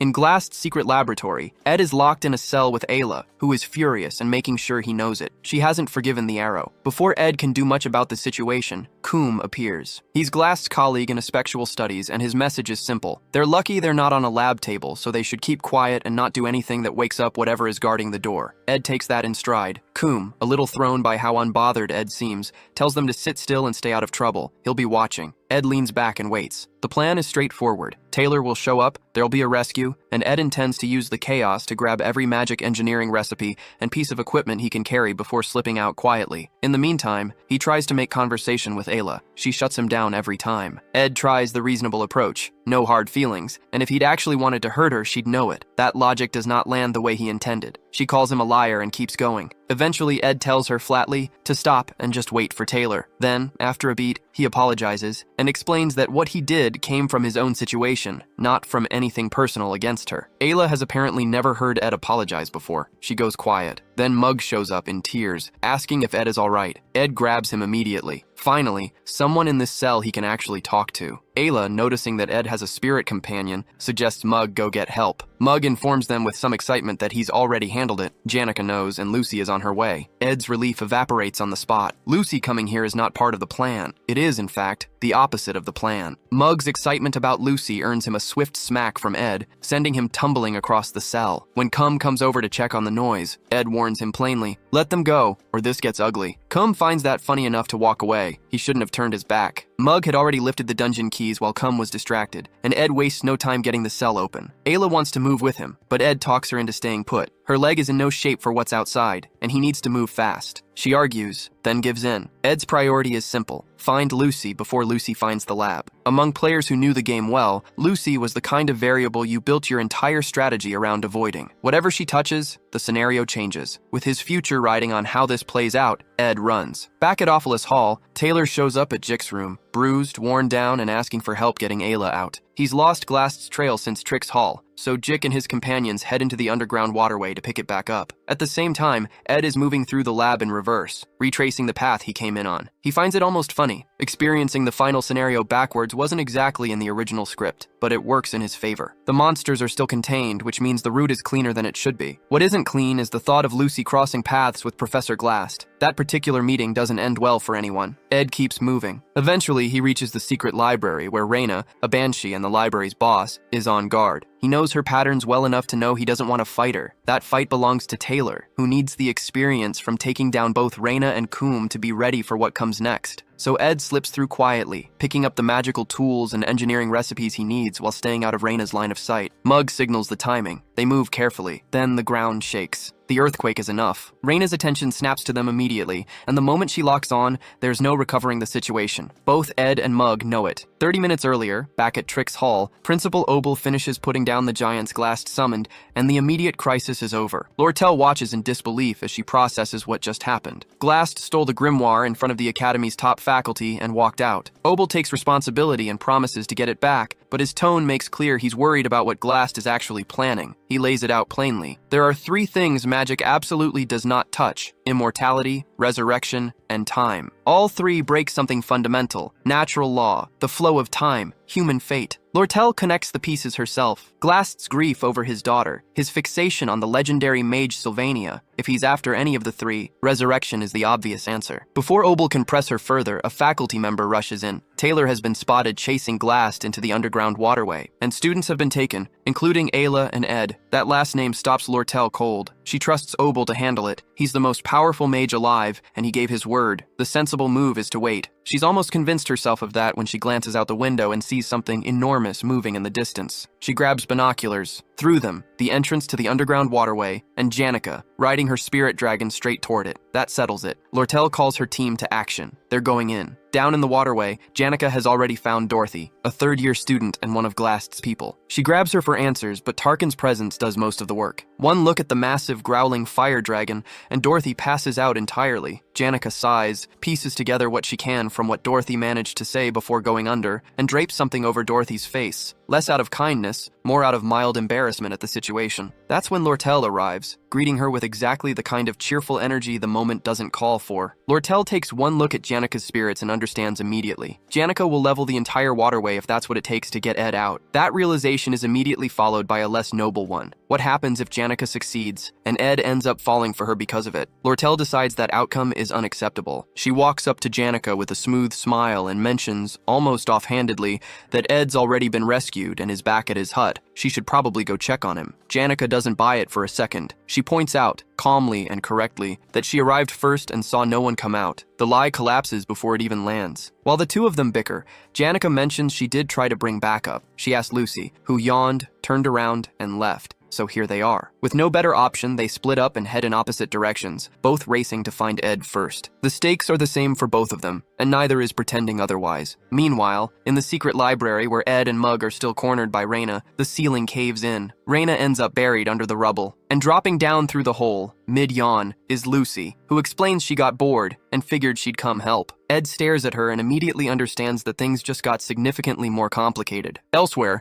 Principal Obel and an old friend watch the sunset and debate whether to step in. Obel leans toward letting the students handle it. They're the future of Sylvania Academy, and moments like this are how they grow. His friend isn't so sure. He wonders if it's fair to keep piling pressure on them. He acknowledges this is the strongest generation the Academy has seen in a long time. Students like Taylor and Jix don't come around often. Over the years, many have risen to meet the Academy's challenges and proven themselves. He and Obel have high hopes for all of them. Obel listens, and something in him stirs. He can feel it. Something bigger is coming. Harder than anything the students have faced yet. The kind of thing that doesn't just test limits, it redefines them. Back underground, Lucy is sitting on top of the rubble pile, still yawning, asking Ed if he has any beef jerky. He tells her he doesn't. She looks genuinely devastated and starts scouting for somewhere to nap. Ed grabs her shoulder before she can. He needs to think. Lucy's arrival is a problem, but it's also a variable he can work with. By now, Janica and Lortel should be moving through the hall, which means he needs to intercept them before they reach the final stage. More importantly, he cannot let Lucy anywhere near Glassed. If she gets there first, it's over. Not in the dramatic sense, in the wrong ending sense. So he does what works. He remembers something Janica once told him. Staying close to someone keeps you safe. He uses that exact logic on Lucy, promises her beef jerky on the way out, and gets her to agree to stick with him. It's a small miracle. The new plan: grab everything useful from the library, find Janica and Lortel, and get out, leaving the rest of the scenario for Taylor. As they move, Lucy hits the attacking bats with her ignition spell and clears the path in seconds. Ed watches and is genuinely stunned by the scale of it. He tries to nudge her toward restraint, quietly hoping she leaves something for Taylor to actually fight. On the other side of the waterway, Lortel is making fast progress. Where Janica navigates by spirit sense, Lortel just knows how to read a path, and as she moves through the tunnels, something shifts in her, a feeling she doesn't quite recognize. For once, she's not thinking about money or leverage or getting ahead. She actually wants Ed to be okay. She stops at a concealed wall with a spell on it, listens, and then the wall explodes outward. Ed steps through, carrying Lucy on his back and a load of advanced magic equipment in his arms. The relief that hits Lortel is immediate and genuine. Ed, without missing a beat, hands her a stack of the gear to carry. Lortel takes it, but her eyes are on Lucy, draped across Ed's back like it's the most natural thing in the world, and that burns. Lortel had been the one making moves, taking initiative, closing distance, while Janica held back and waited. She'd done everything right, and somehow Ed is still carrying someone else. Lortel had put in the work. Every move, every moment, she'd been deliberate about it. And then Lucy shows up on Ed's back like it means nothing, and suddenly all of that feels like it counted for less than she thought. The frustration spills out before she can stop it, and she calls his name with enough heat that it's clear she's not just annoyed. She doesn't get to finish the thought. Ed pulls her close, looks her dead in the eyes, and tells her she's the one he trusts most. Full stop. Lortel goes completely still. Whatever she was about to say is gone. The blush hits fast. The anger dissolves even faster, and for a moment she's just standing there trying to figure out what to do with the fact that it actually worked. Not because she pushed for it, but because he meant it. She hadn't seen that coming. She barely has time to sit with it before one of her crew breaks the moment entirely,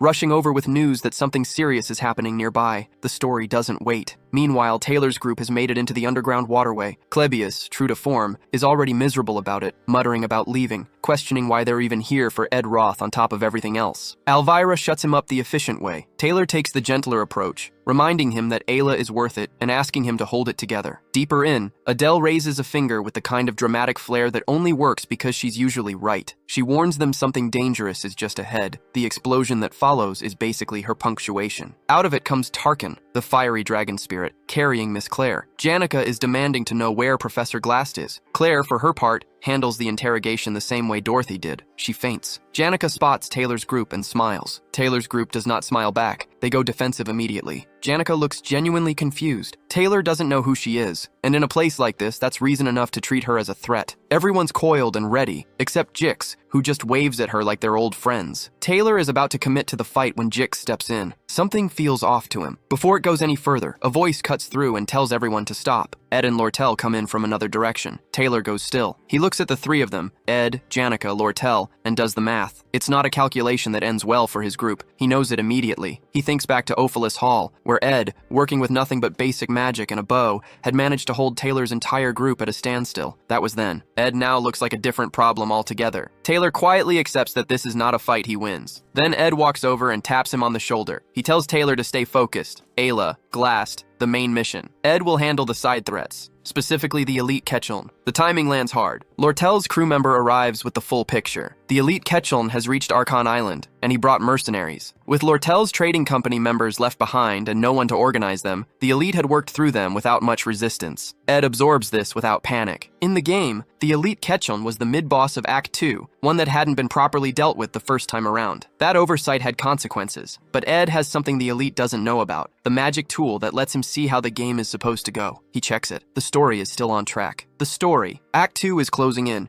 Taylor is moving through the main plot, and Ed's role is clear. Take out the mid-boss. Keep the timeline intact. He turns back to Taylor, says what needs to be said, and sends him off with something close to genuine confidence in him. Taylor is the main character of this story. What's ahead of him will be harder than anything Ed is walking into. Ed knows that, and he leaves anyway, trusting Taylor to handle his part. Ed doesn't waste time. He heads straight for the trading company, working on the assumption that elite Ketchuln will go there first, looking for evidence that ties Lortel to the armor sale that cost him his position. But mid-sprint, Janica pulls everyone to a stop. Ed pushes back. They need to move. Janica doesn't budge. She reminds him that he already collapsed once and barely made it out of Glast's prison, and now he wants to run toward another fight. There are tears in her eyes when she tells him this isn't his problem to solve. He knows she's right, technically, but he also knows what happens if elite Ketchuln isn't dealt with. The safe ending he's been carefully working toward starts to fall apart, and he's going to need both Janica and Lortel to pull this off anyway. Lortel backs Janica up. She tells Ed this mess is her fault, not his, and that he should be somewhere safe instead of throwing himself into it. Ed finds it quietly touching, the two of them agreeing on something, even if just for a moment, but he's not resting. He thanks them, then tells them plainly that Lortel's problem isn't someone else's problem to him. That lands harder than he expected. Both of them go still. The whole atmosphere shifts. Ed, slightly mortified by how that came out,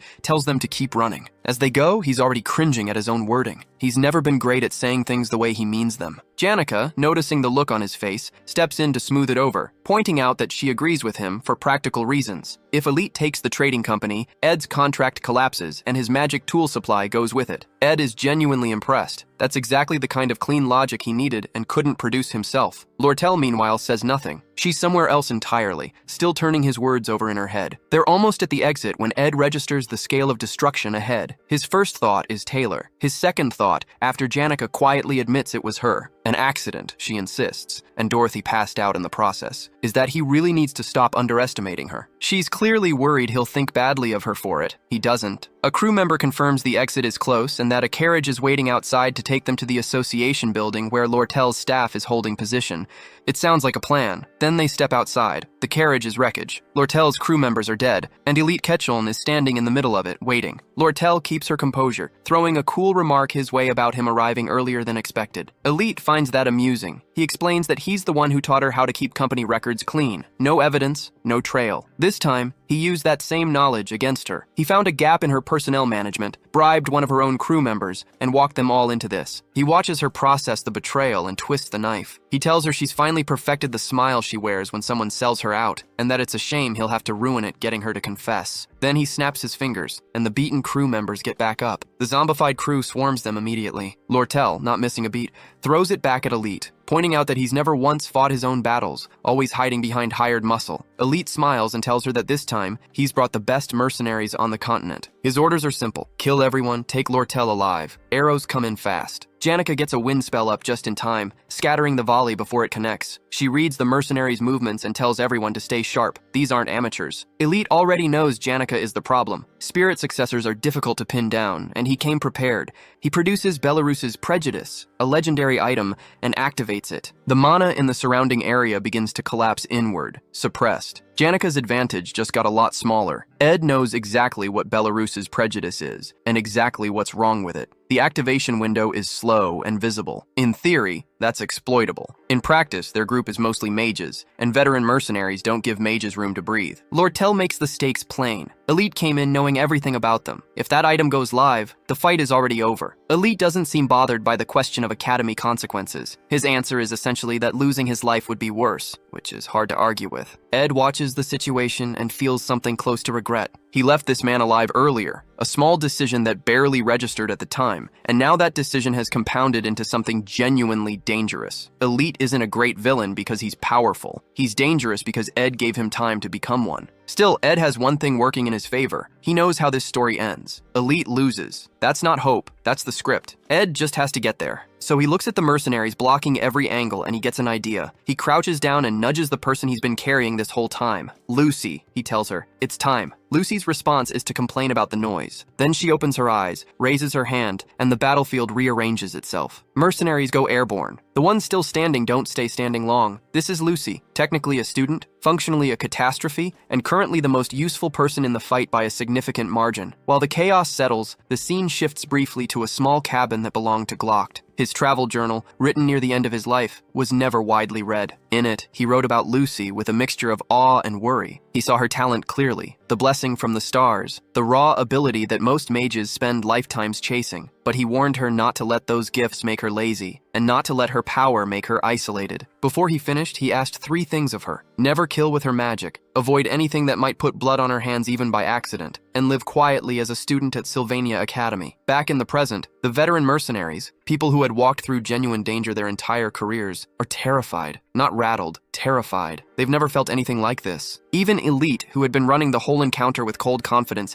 starts shouting. He orders his men to fight her. One of them actually tries, charging in with a sword. Lucy snaps her fingers and he's gone. The rest don't need to see it twice. They run, leaving Elite standing alone. Elite, now very much not in control, falls back on threats. He warns Lucy that he'll use the magic tool if she gets any closer. Then Lucy asks, simply, if he's the one in charge, and the weight of her presence alone drops him to the ground. She's about to end it when Ed steps in and signals her to stop. Elite is finished. There's nothing left to prove. Then the ground moves. A massive earthquake rolls through, and in the sky, 7 stars align in a straight line. Ed knows what this means immediately. Glast has pushed his magic past the point of natural law. The magical realm is descending. Act 2's final battle has begun. Ed thinks of Taylor, underground, tested, now ready, and feels something loosen in his chest. The story is on track. Things are moving the way they should. Then he sees Lucy flying toward the magical realm. She's watching the towers pull magic from the air, and something in her expression says she understands what that means. Reviving the dead might actually be possible. Ed's relief evaporates. He knows this moment. In the original game, Lucy sleeps through the whole event on a rooftop. But if a player wakes her early and brings her to Glast, Glast makes her an offer. He can bring back Glocked, and Lucy, faced with that, turns. She doesn't just stop helping. She destroys everyone, the hero included. No exceptions, no workarounds. There is no version of that fight that ends well. Ed woke her up. He brought her here. And now she's heading straight toward the one person who knows exactly what to say to her. Ed's first fear is that he caused all of this. His escape, his kidnapping. Any of it could have been the nudge that set Lucy on this exact path. But before that spiral goes too far, Elite makes his move. He activates his legendary magic tool to suppress Lucy's mana, and with her briefly weakened, he sends a mercenary at Ed. It's a reasonable play. It just doesn't work. Ed stays calm, uses his Windblade magic, and puts the attacker down without much ceremony. Elite looks stunned. Apparently he hadn't accounted for Ed actually being competent. Then Lucy's mana surges back and the tool shatters completely. That's the end of Elite's options. He drops to his knees and begs. Lucy, not in a forgiving mood, is ready to finish it. Ed steps between them. He doesn't argue with her anger. He just asks her to stop and reminds her that killing someone, even someone who deserves it, isn't the answer. The words land differently than they might from anyone else, because they're essentially Glock's words. The same advice her mentor gave her about keeping her hands clean. It works. Lucy pulls back, spares Elite, and shifts her focus back to the realm. When she moves to leave, Ed asks where she's going. She's vague about it, so he tries a different angle, asking whether she'll regret whatever she's about to do. Lucy thinks of Glock's final message to her. Be strong, and accept that what's gone is gone. He spent his life writing for her, and his last instruction was to move forward. She tells Ed she won't regret it and flies off into the sky. With Lucy gone, the situation wraps up quickly. Janica manages the mercenaries' retreat. Lortel takes Elite into custody, and Ed, body worn out, climbs to the top of Trick's hall. He finds Lucy on the roof, sitting alone, watching the realm. He sits beside her without making a thing of it. And he thinks about Glocked, how the man built the scholarship Ed is currently on, how he gave away everything he had to the academy despite living simply, how Glocked Hall itself, the one Janica leveled back in Act 1, was built in his name. Every corner of this place carries his fingerprints. For Lucy, the academy isn't just a school, it's a monument to someone she lost. Then Lucy breaks the silence by asking if he has any beef jerky left. He doesn't. She accepts this with the same quiet dignity she's brought to everything else tonight. He asks what she's doing up here. She says she's thinking about the old days, watching the realm, and then, slowly, she starts to talk. She used to cry a lot, she says. There was plenty to cry about, but at some point the sadness faded. Not because the pain healed, but because enough time had passed. Glocked has been gone a long time, and even if she used spectral magic to bring him back, he'd only leave again. He was already at peace with dying. She half smiles at the thought. If she revived him, he'd probably be annoyed about it, die again on principle, and find a way to scold her from the afterlife. Then she gets to the real thing. Resurrecting Glocked, a mage who gave his whole life to magic, who chose his path with full awareness, would be an insult to everything he stood for. She calls herself selfish for ever wanting it. The desire to bring him back was never about him. It was about her. Ed listens and doesn't try to fix it. Ed checks in on Lucy, not intrusively, just carefully. Her decision to let Glocked go feels too fresh, and he knows better than most what it looks like when someone makes a choice they're not ready to keep. But Lucy doesn't deflect or bargain for snacks this time. She just leans her head against his shoulder, quietly. That says more than anything she could have said out loud. Ed doesn't move. He just lets her have it. Because somewhere between everything she told him tonight, Lucy crossed a line she'd been standing at for a long time. The one where you stop fighting what's already gone. The dead are dead. What's lost is lost. She knows that now, and she's starting to build something over the wound instead of picking at it. They sit together under the night sky, not saying anything. The stars are out. For once, things feel still. That stillness doesn't last long. On the other side of the island, Taylor and his team have caught up to Professor Glast,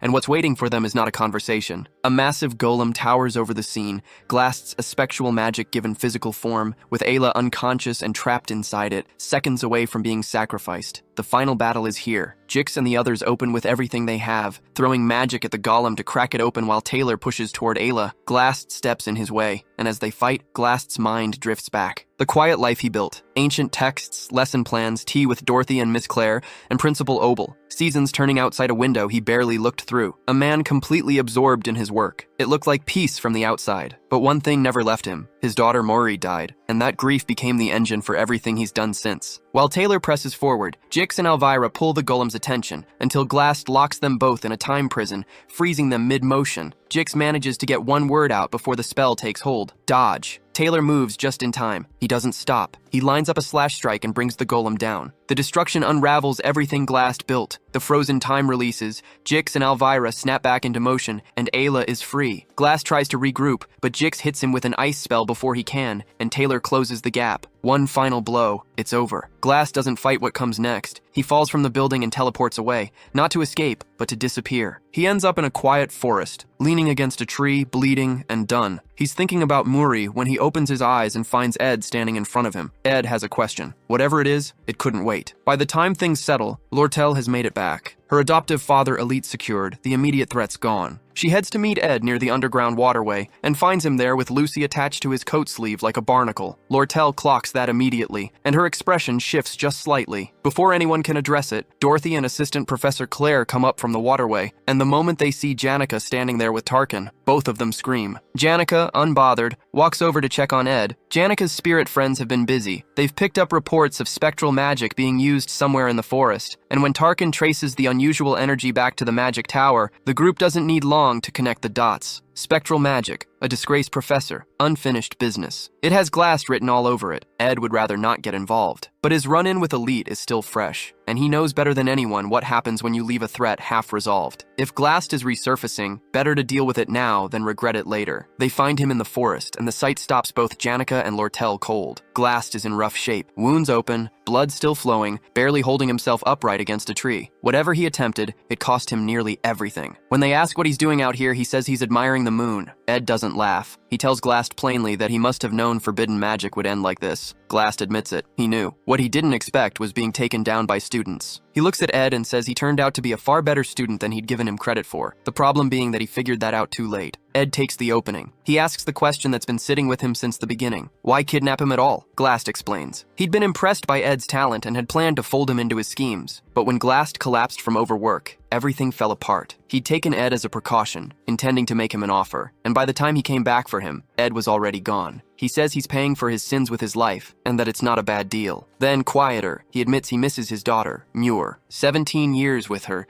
and somehow he'd forgotten they weren't lonely years at all. Ed lets him sit with that for a moment, then speaks up. He brings up Claire, who admired Glast despite every reason not to. To her, he wasn't just a professor. He was the sharpest mind she'd ever encountered. And Dorothy, she looked up to him as a mentor, someone she genuinely respected. Ed's point is simple. Glast may have lost his way and put lives at risk, but his existence still meant something to people. Sitting here and calling himself a man who will die alone isn't humility. It's an insult to everyone he actually reached. Glast listens. Then he smiles, faintly, and takes off his glasses. With what's left of his strength, he holds out a key. It's to his personal library. Legendary rank crafting formulas, years of accumulated knowledge. Ed hesitates, genuinely caught off guard, and asks why he'd hand over something like that. Glast tells him to be grateful. Then, with the dry humor of a man who has nothing left to lose, he tells Ed to clean up the mess he made before the Academy's investigation team shows up. His last words are for Lucy, a quiet piece of advice to look around herself every once in a while. Then he closes his eyes. He looks almost peaceful, resting beneath the moonlit Zelkova tree. Ed, Lucy, Janica, and Lortel stand there in silence, each of them holding something complicated about a man who had been their enemy. And somewhere along the way, something else entirely. The next morning, Ed is called to the dean's office. The dean wants answers. Why Glast targeted Ed, how he escaped without Ayla, and what exactly his involvement with Taylor's group was. Ed walks him through all of it. Janica, Lortel, the choices he made under pressure. The dean listens. Then he pauses, and with a measured look,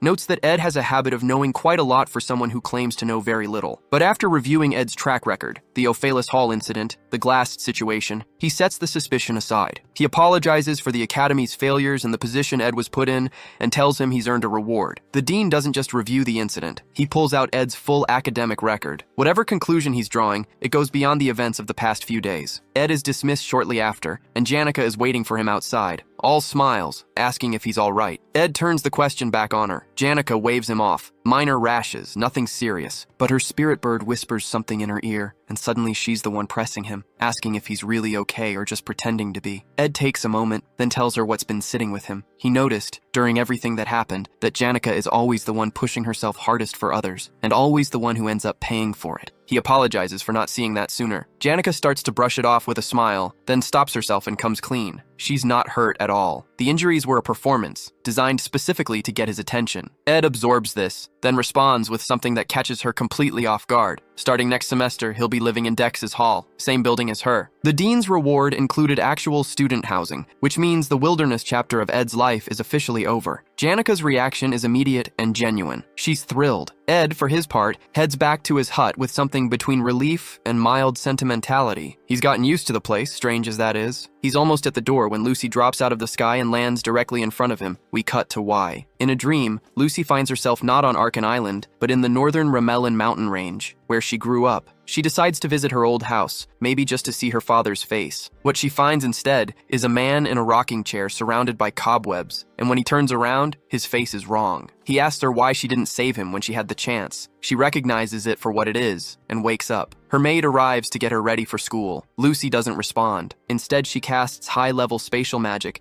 and goes directly to the northern forest. No explanation, just an urgent pull she can't quite name. She lands on the roof of Ed's cabin and watches him walk back from the dean's office. Something about seeing him there settles something in her. Then she overhears him mention that his camping days are ending, loses her footing, and falls off the roof. Elsewhere, Professor Flurbin is in the middle of a lecture on cat-type familiars. His point, cats are unpredictable by design. Show too much interest and they pull away. Stop paying attention and suddenly they won't leave you alone. The best strategy, he tells his students, is deliberate indifference. The women in the class note, not entirely wrong, that this sounds harder than actual dating. The ecology course on cat creatures is apparently one of the more popular offerings at the academy. Most students do well in it. Ed started near the bottom of the rankings, then quietly outworked everyone until his notes were the best in the class. After the lecture, Flurbin calls Ed into his office and brings up the Academy's scholarship program, academic work in exchange for tuition discounts. He pitches it casually while handling his snake. When Ed asks what the work actually involves, Flurban is vague in the way people are when they know the answer isn't appealing. Various academic duties, including assisting Professor Claire. Claire already has a capable assistant in Annis, but the volume of work, semester-end evaluations, academic society agendas, freshman assignment tests, has outpaced what one person can manage. Flurban adds, almost as an afterthought, that Ed should go easy on the freshman. Ed realizes, as the professor keeps talking,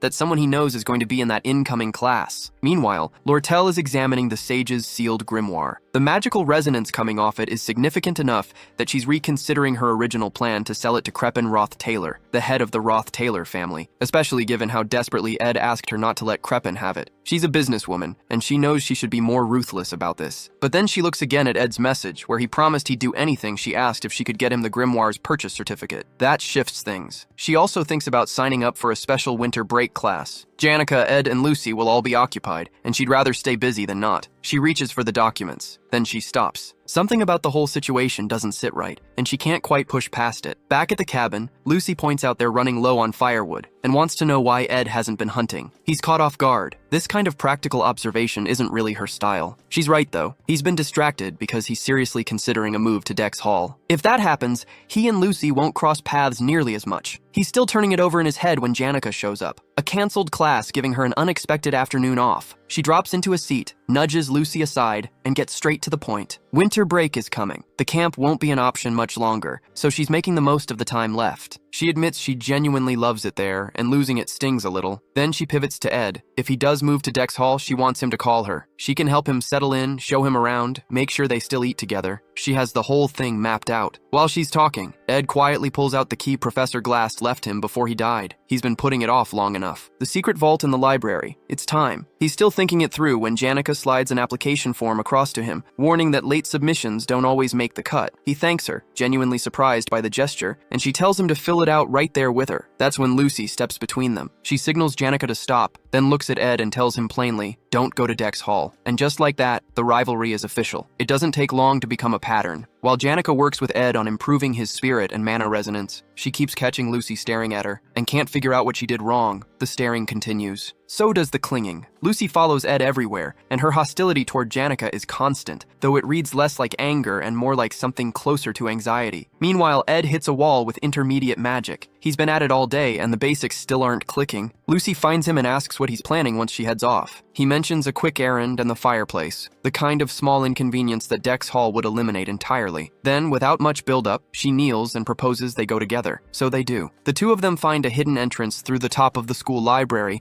and Ed uses a rope to get down. He asks why she came along to a place like this. She doesn't answer directly, just argues she could have helped with the magic. He turns her down. He needs to know how to manage this himself because he can't bring everything in one trip. They find the vault, and Ed tries the key. It opens. Light spills out, and what's inside stops him cold. Climbing back out, Ed pieces it together, and the timing lines up with Lortel's delivery of the magic engineering item he ordered. What they found is a legendary rank magic tool, Glast's Golden Phoenix Ring. It distorts the timeline, pulling the magical ability Ed will have in the future into the present. In practical terms, he can use high-level magic right now. The catch is proportional. The more he borrows, the longer he'll be out of commission afterward. He decides it's not something to reach for casually, only when he's genuinely out of options. There's another use, though. Spirit contracts. Janica can command a vast number of spirits because her magic reserves are enormous. Ed, as a beginner, has 1 or 2 slots and has to work just to communicate with low-ranked spirits. Temporarily inflating his maximum magic capacity could let him contract with a high-ranking spirit, though what risks that carries, he's not entirely sure yet. Lucy wonders aloud why Glass didn't use something like this himself, given that he clearly had the time to build it. Ed reminds her that's all behind them now. What matters is what was left. Glass didn't waste things, and this ring, something capable of breaking the hard ceiling of maximum magic capacity, was clearly the center of his research into magic engineering. The reason he kept it hidden until the end was simpler than any of that. It was meant to be a gift for his daughter. On the way out, Lucy gets quiet. She says she has a habit of not appreciating things until they're already gone, and then admits that's why she followed him. She had something to ask. She looks at him and asks, directly, whether he's going to Dex Hall, and whether he can find a way not to. Ed is caught off guard. He knows how much it cost her to say that out loud, but he's honest with her. Dex Hall would make his life genuinely easier. Living outside through a cold winter isn't exactly normal. Lucy doesn't argue. She just goes quiet. Then she looks up and says it feels like rain. It isn't. It's snow. Early, unexpected, the kind that doesn't usually show up this time of year. Ed looks at it, then mentions he still hasn't stocked enough firewood for winter, and asks if she'd help. He's already smiling when she figures out what he means and launches herself at him. She's thrilled, and he confirms it. He's fully settled into camp life now, and that's where the second act of the Swordsman of Sylvania game closes out. The third act is a different animal. The scale gets bigger, the problems get messier. Princess Fenia is gunning for student council president, which puts her on a collision course with Lortel. New students are coming in, bringing new enemies and new players with them.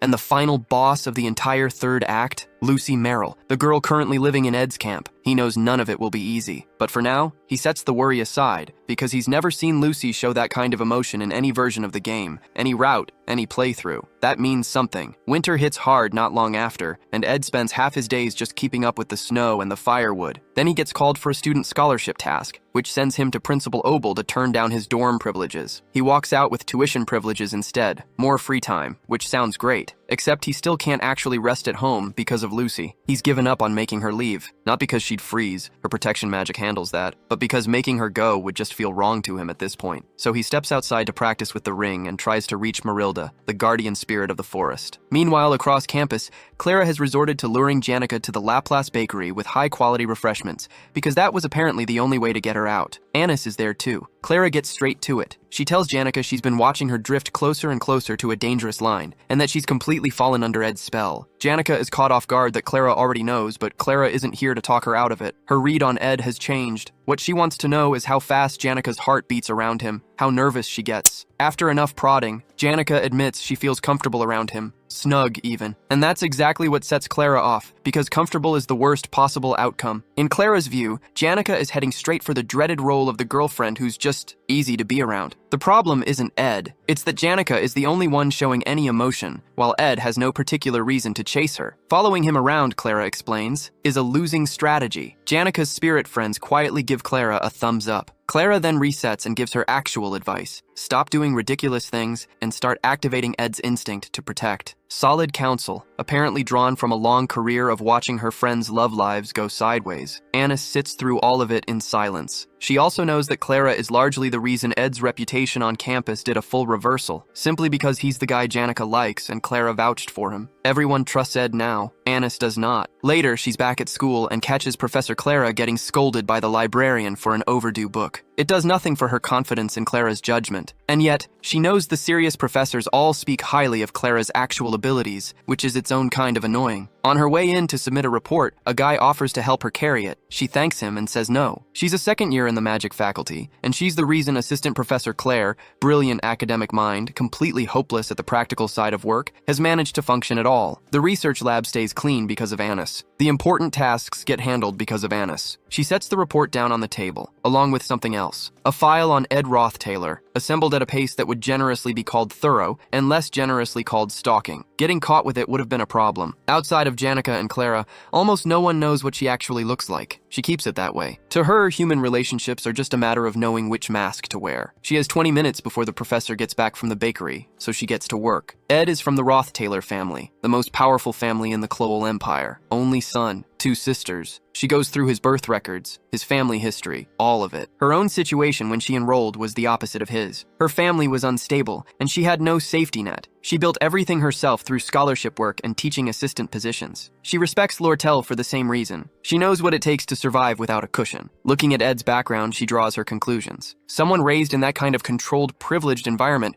probably absorbed a domineering worldview without even realizing it. Her read, he's the type who avoids accountability and gravitates toward women who reflect him positively, who make him feel good about himself. Given the luxury he grew up in, he'd likely prefer someone conventionally attractive. And given his history, a proactive woman would probably put him off. So she decides the right move is to stay unremarkable around him. He's changed since the excommunication. She'll grant him that. But in her estimation, someone who spent decades living one way doesn't just become a different person. More hardworking or not, she's fairly certain the arrogance is still in there somewhere. Annis decides the best way to vet Ed is to become exactly the kind of woman her research says he'd fall for. She's going to run a controlled experiment on a person. The plan gets interrupted when Professor Claire crashes in with bakery goods and knocks over the tea. Claire braces for the fallout. Instead, Annis just asks if she's okay. It's so out of character that Claire doesn't quite know what to do with it. Meanwhile, over in Lucy's room, Ed is thanking Belle, the Academy's chief maid, for cleaning his uniform. Belle appreciates the gratitude, but has an observation. She's been finding a lot of blonde hairs in Lady Lucy's clothes, and a lot of white hairs in Ed's. She also points out that he's been speaking to her with unnecessary formality. Ed explains it just feels right, given how many people she oversees. Belle counters that he's managing quite a few people himself, Lucy, Janica, and Lortel, and tells him she'll handle his laundry regardless of where things stand with any of them. Ophilus Hall is fully restored after all. Then she mentions that 7 new students will be moving in after the break,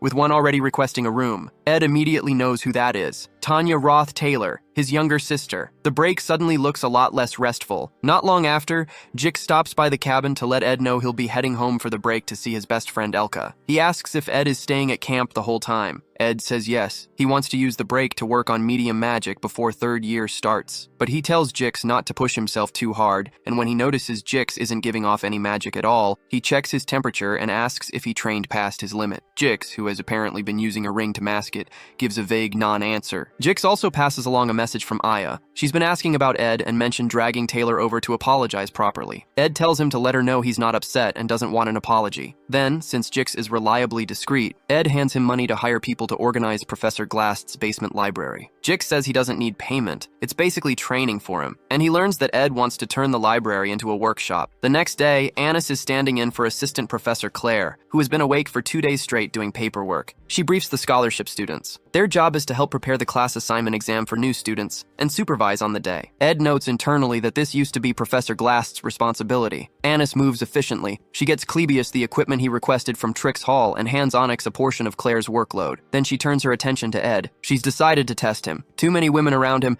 and she wants to know, for Janica and Claire's sake, whether he can be trusted. She's built the persona. Time to use it. She tells Ed he'll be accompanying her on a field survey, and the two of them head northwest to Orin Mountain. While they work, Annis says she's tired and asks if he is too. He suggests a break. She thanks him in a soft, slightly performative way and tells him he's dispelled all her misconceptions about him. When he asks what she means, she explains she's close to Janica and had been worried about who Janica was spending time with. That's why she'd been cold. Ed shrugs it off. He says he doesn't really care about that and adds that she must be exhausted from juggling the TA work. She responds by taking his arm and telling him it's fine now that he's here. She leans into it, talks about how supported she feels by his presence, mentions that she was also excommunicated from her family and had to put herself through school alone. Ed tells her she's handled it well and not to be too hard on herself about it. She lights up and says they have a lot in common. Ed, for his part, notices that something about her feels off. This isn't the cool, no-nonsense version of Annis he's been dealing with. Then she trips over absolutely nothing and falls into his arms. He catches her and tells her to be careful, but he's clearly clocked that there was nothing to trip on. When she leans further into the dramatics, he just looks confused. She excuses herself to go collect her thoughts. Alone for a moment, Annis runs through her checklist. She established common ground, showed vulnerability so he'd want to protect her, made physical contact a few times. The strategy was solid. The results, though, were inconclusive. And then, almost against her will, she finds herself noting that he's surprisingly built for someone who acts like a bookworm, and far more capable at fieldwork than she expected from a noble family's young master. Also, she thinks, objectively speaking, he's gorgeous. No wonder Janica fell for him. Then it hits her. This is exactly how it happens. This is the mechanism. She tells herself she's different and gets back on her feet. Back on the mountaintop, Ed waits for her, taking in the view. For a moment, it clears his head, but the calm doesn't last long. His thoughts drift back to Tanya Roth Taylor and whatever trouble she's likely to bring with her. Tanya Roth Taylor isn't just ambitious. She's the kind of ambitious that comes with a 5-step plan already in motion. A political genius with a talent for manipulation,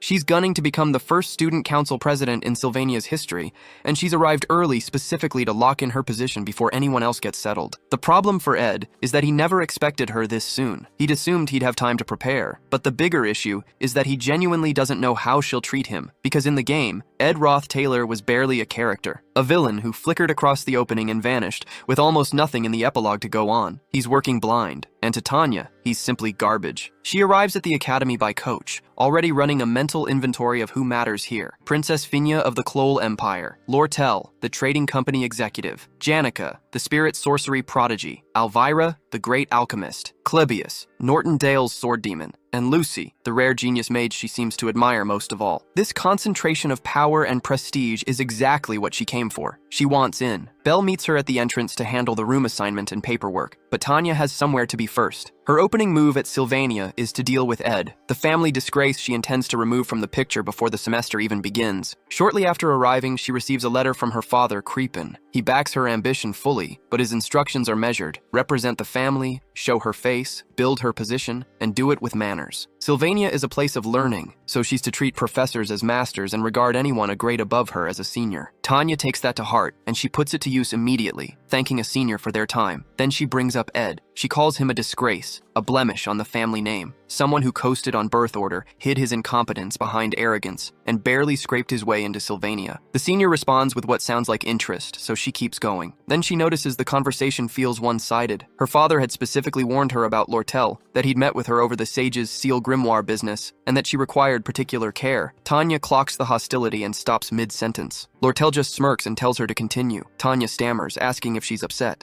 Lortel's answer is essentially, "What are you talking about?" which is somehow worse than a direct yes. Meanwhile, Ed is wrapping up his winter break checklist: workshop organization, scholarship work, medium magic theory, a contract with a high-ranking spirit, all done. He's also picked up 2 mid-rank magic skills, particle explosion and Root's desire, from a book in Professor Gast's library. The knowledge is there. Using it is another matter, since the ring is still blocking his magic entirely. So that morning, he does the practical thing and wakes up Lucy to light the fire for him. She does it half asleep, then asks to be left outside to enjoy the warmth. As they sit together, she mentions she can smell perfume on him, Anis's flower scent, from working with her all day. She also asks if he's sick, and when he confirms it, she tells him not to die. Solid advice. She tries to check his magic and finds it completely empty, which earns him an accusation of doing something reckless. He says it's manageable. Then, out of nowhere, she asks him to pat her head. He does, one hand on a book, and she settles in and enjoys it. That quiet moment doesn't last. Lortel appears and greets Ed, noting it's been a while. He assumes she's there about the favor he'd asked, and wonders why she didn't just summon him to the trading company. But Lortel makes it clear this visit is about something else entirely. She has questions. Back on Tanya's end, she's already moved on to her next play. She thanks a pair of seniors for hearing her out and offers them antiques from the Roth-Taylor family storage in exchange for helping her deal with Ed. Elka lights up at the offer. Jix, on the other hand, just stares at her and asks very deliberately whether she's really Ed's younger sister. The magic radiating off him makes it clear he's not someone to underestimate, and Tanya files that away immediately. When she confirms it, something shifts in Jix. He smiles, tells Elka, and then, to Tanya's visible confusion, hands her a mandatory magic engineering item for new students to help train her magic resonance. Elka adds a copy of Professor Delorf's elemental study notes. By the time they're done, she's holding an entire box of first-year essentials. Whatever she came to that meeting expecting, it wasn't this. Tanya can't believe they're brushing off her offer, but Jix waves it away. Siblings fight. It's just how it goes. Then he finally introduces himself properly. Second-year student, Ed's junior, and someone who owes Ed enough to consider them close. He gives Tanya a reassuring pat on the back and tells her she'll be fine, noble blood and all. Then he and Elka board their ship home, leaving Tanya standing there buried under a box of gifts she never asked for, annoyed that her recruitment pitch somehow turned into a care package. Over in Assistant Professor Claire's office, Anis is taking stock of the break. If the new student assignment exam goes smoothly,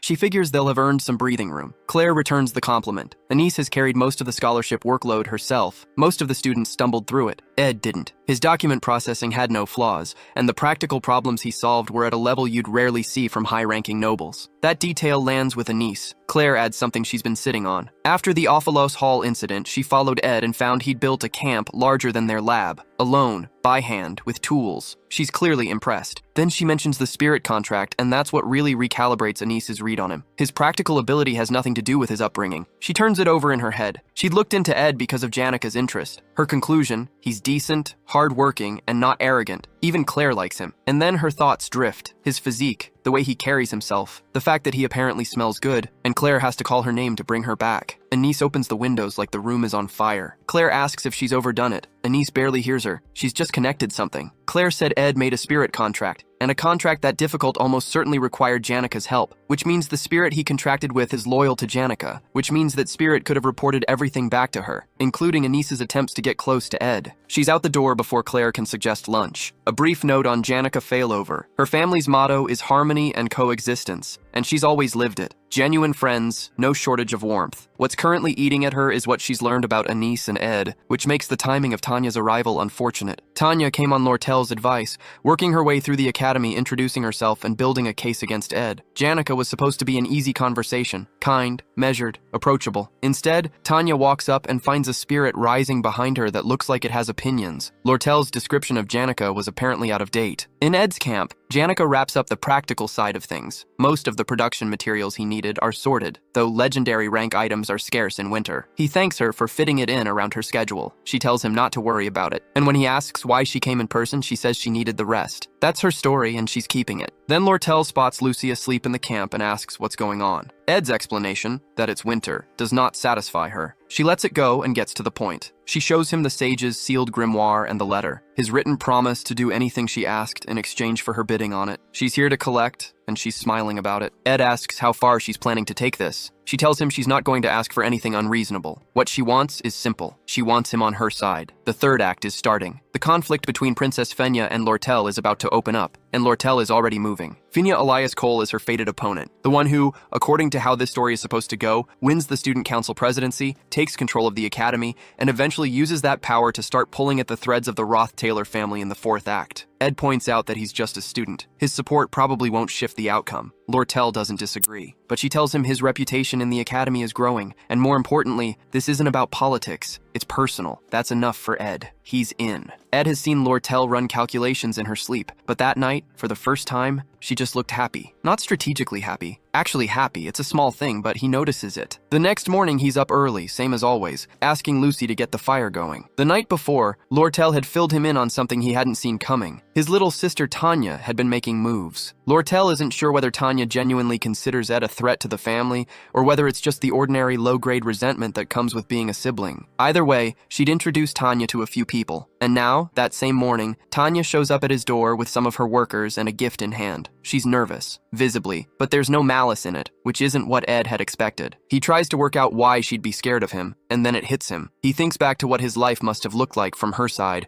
growing up at the estate. He's been reading her wrong. Then he stands up and she flinches. That pulls up a specific memory. A maid who once offered him food in Tanya's presence and what he did to her. Tanya had begged him to stop. He'd told her that attachment to servants was beneath her. He remembers it clearly now. Back in the present, he thanks Tanya for the gift and tells her he'll wear it when the next semester starts. He also acknowledges plainly that he's been excommunicated, technically no longer her brother, but that the gesture still means something to him. Then he waves her toward the fire and tells a half-asleep Lucy, who looks like she's still negotiating with consciousness, to get the guests settled. He goes inside and comes back out with drinks. He asks Tanya who she's been talking to. She admits it's been about him. Then he says Janica's name and the whole group goes stiff. Ed mentions casually that Janica is the kindest person he knows. Tanya agrees, a little too forcefully, and explains that Janica was very kind, very strong, and also summoned a high-level spirit fire lizard that threw all their workers across the room. Then she catches herself and walks it back entirely, insisting Janica was simply kind and wished her well. Ed asks directly whether Janica really summoned a high-level spirit. Tanya says no,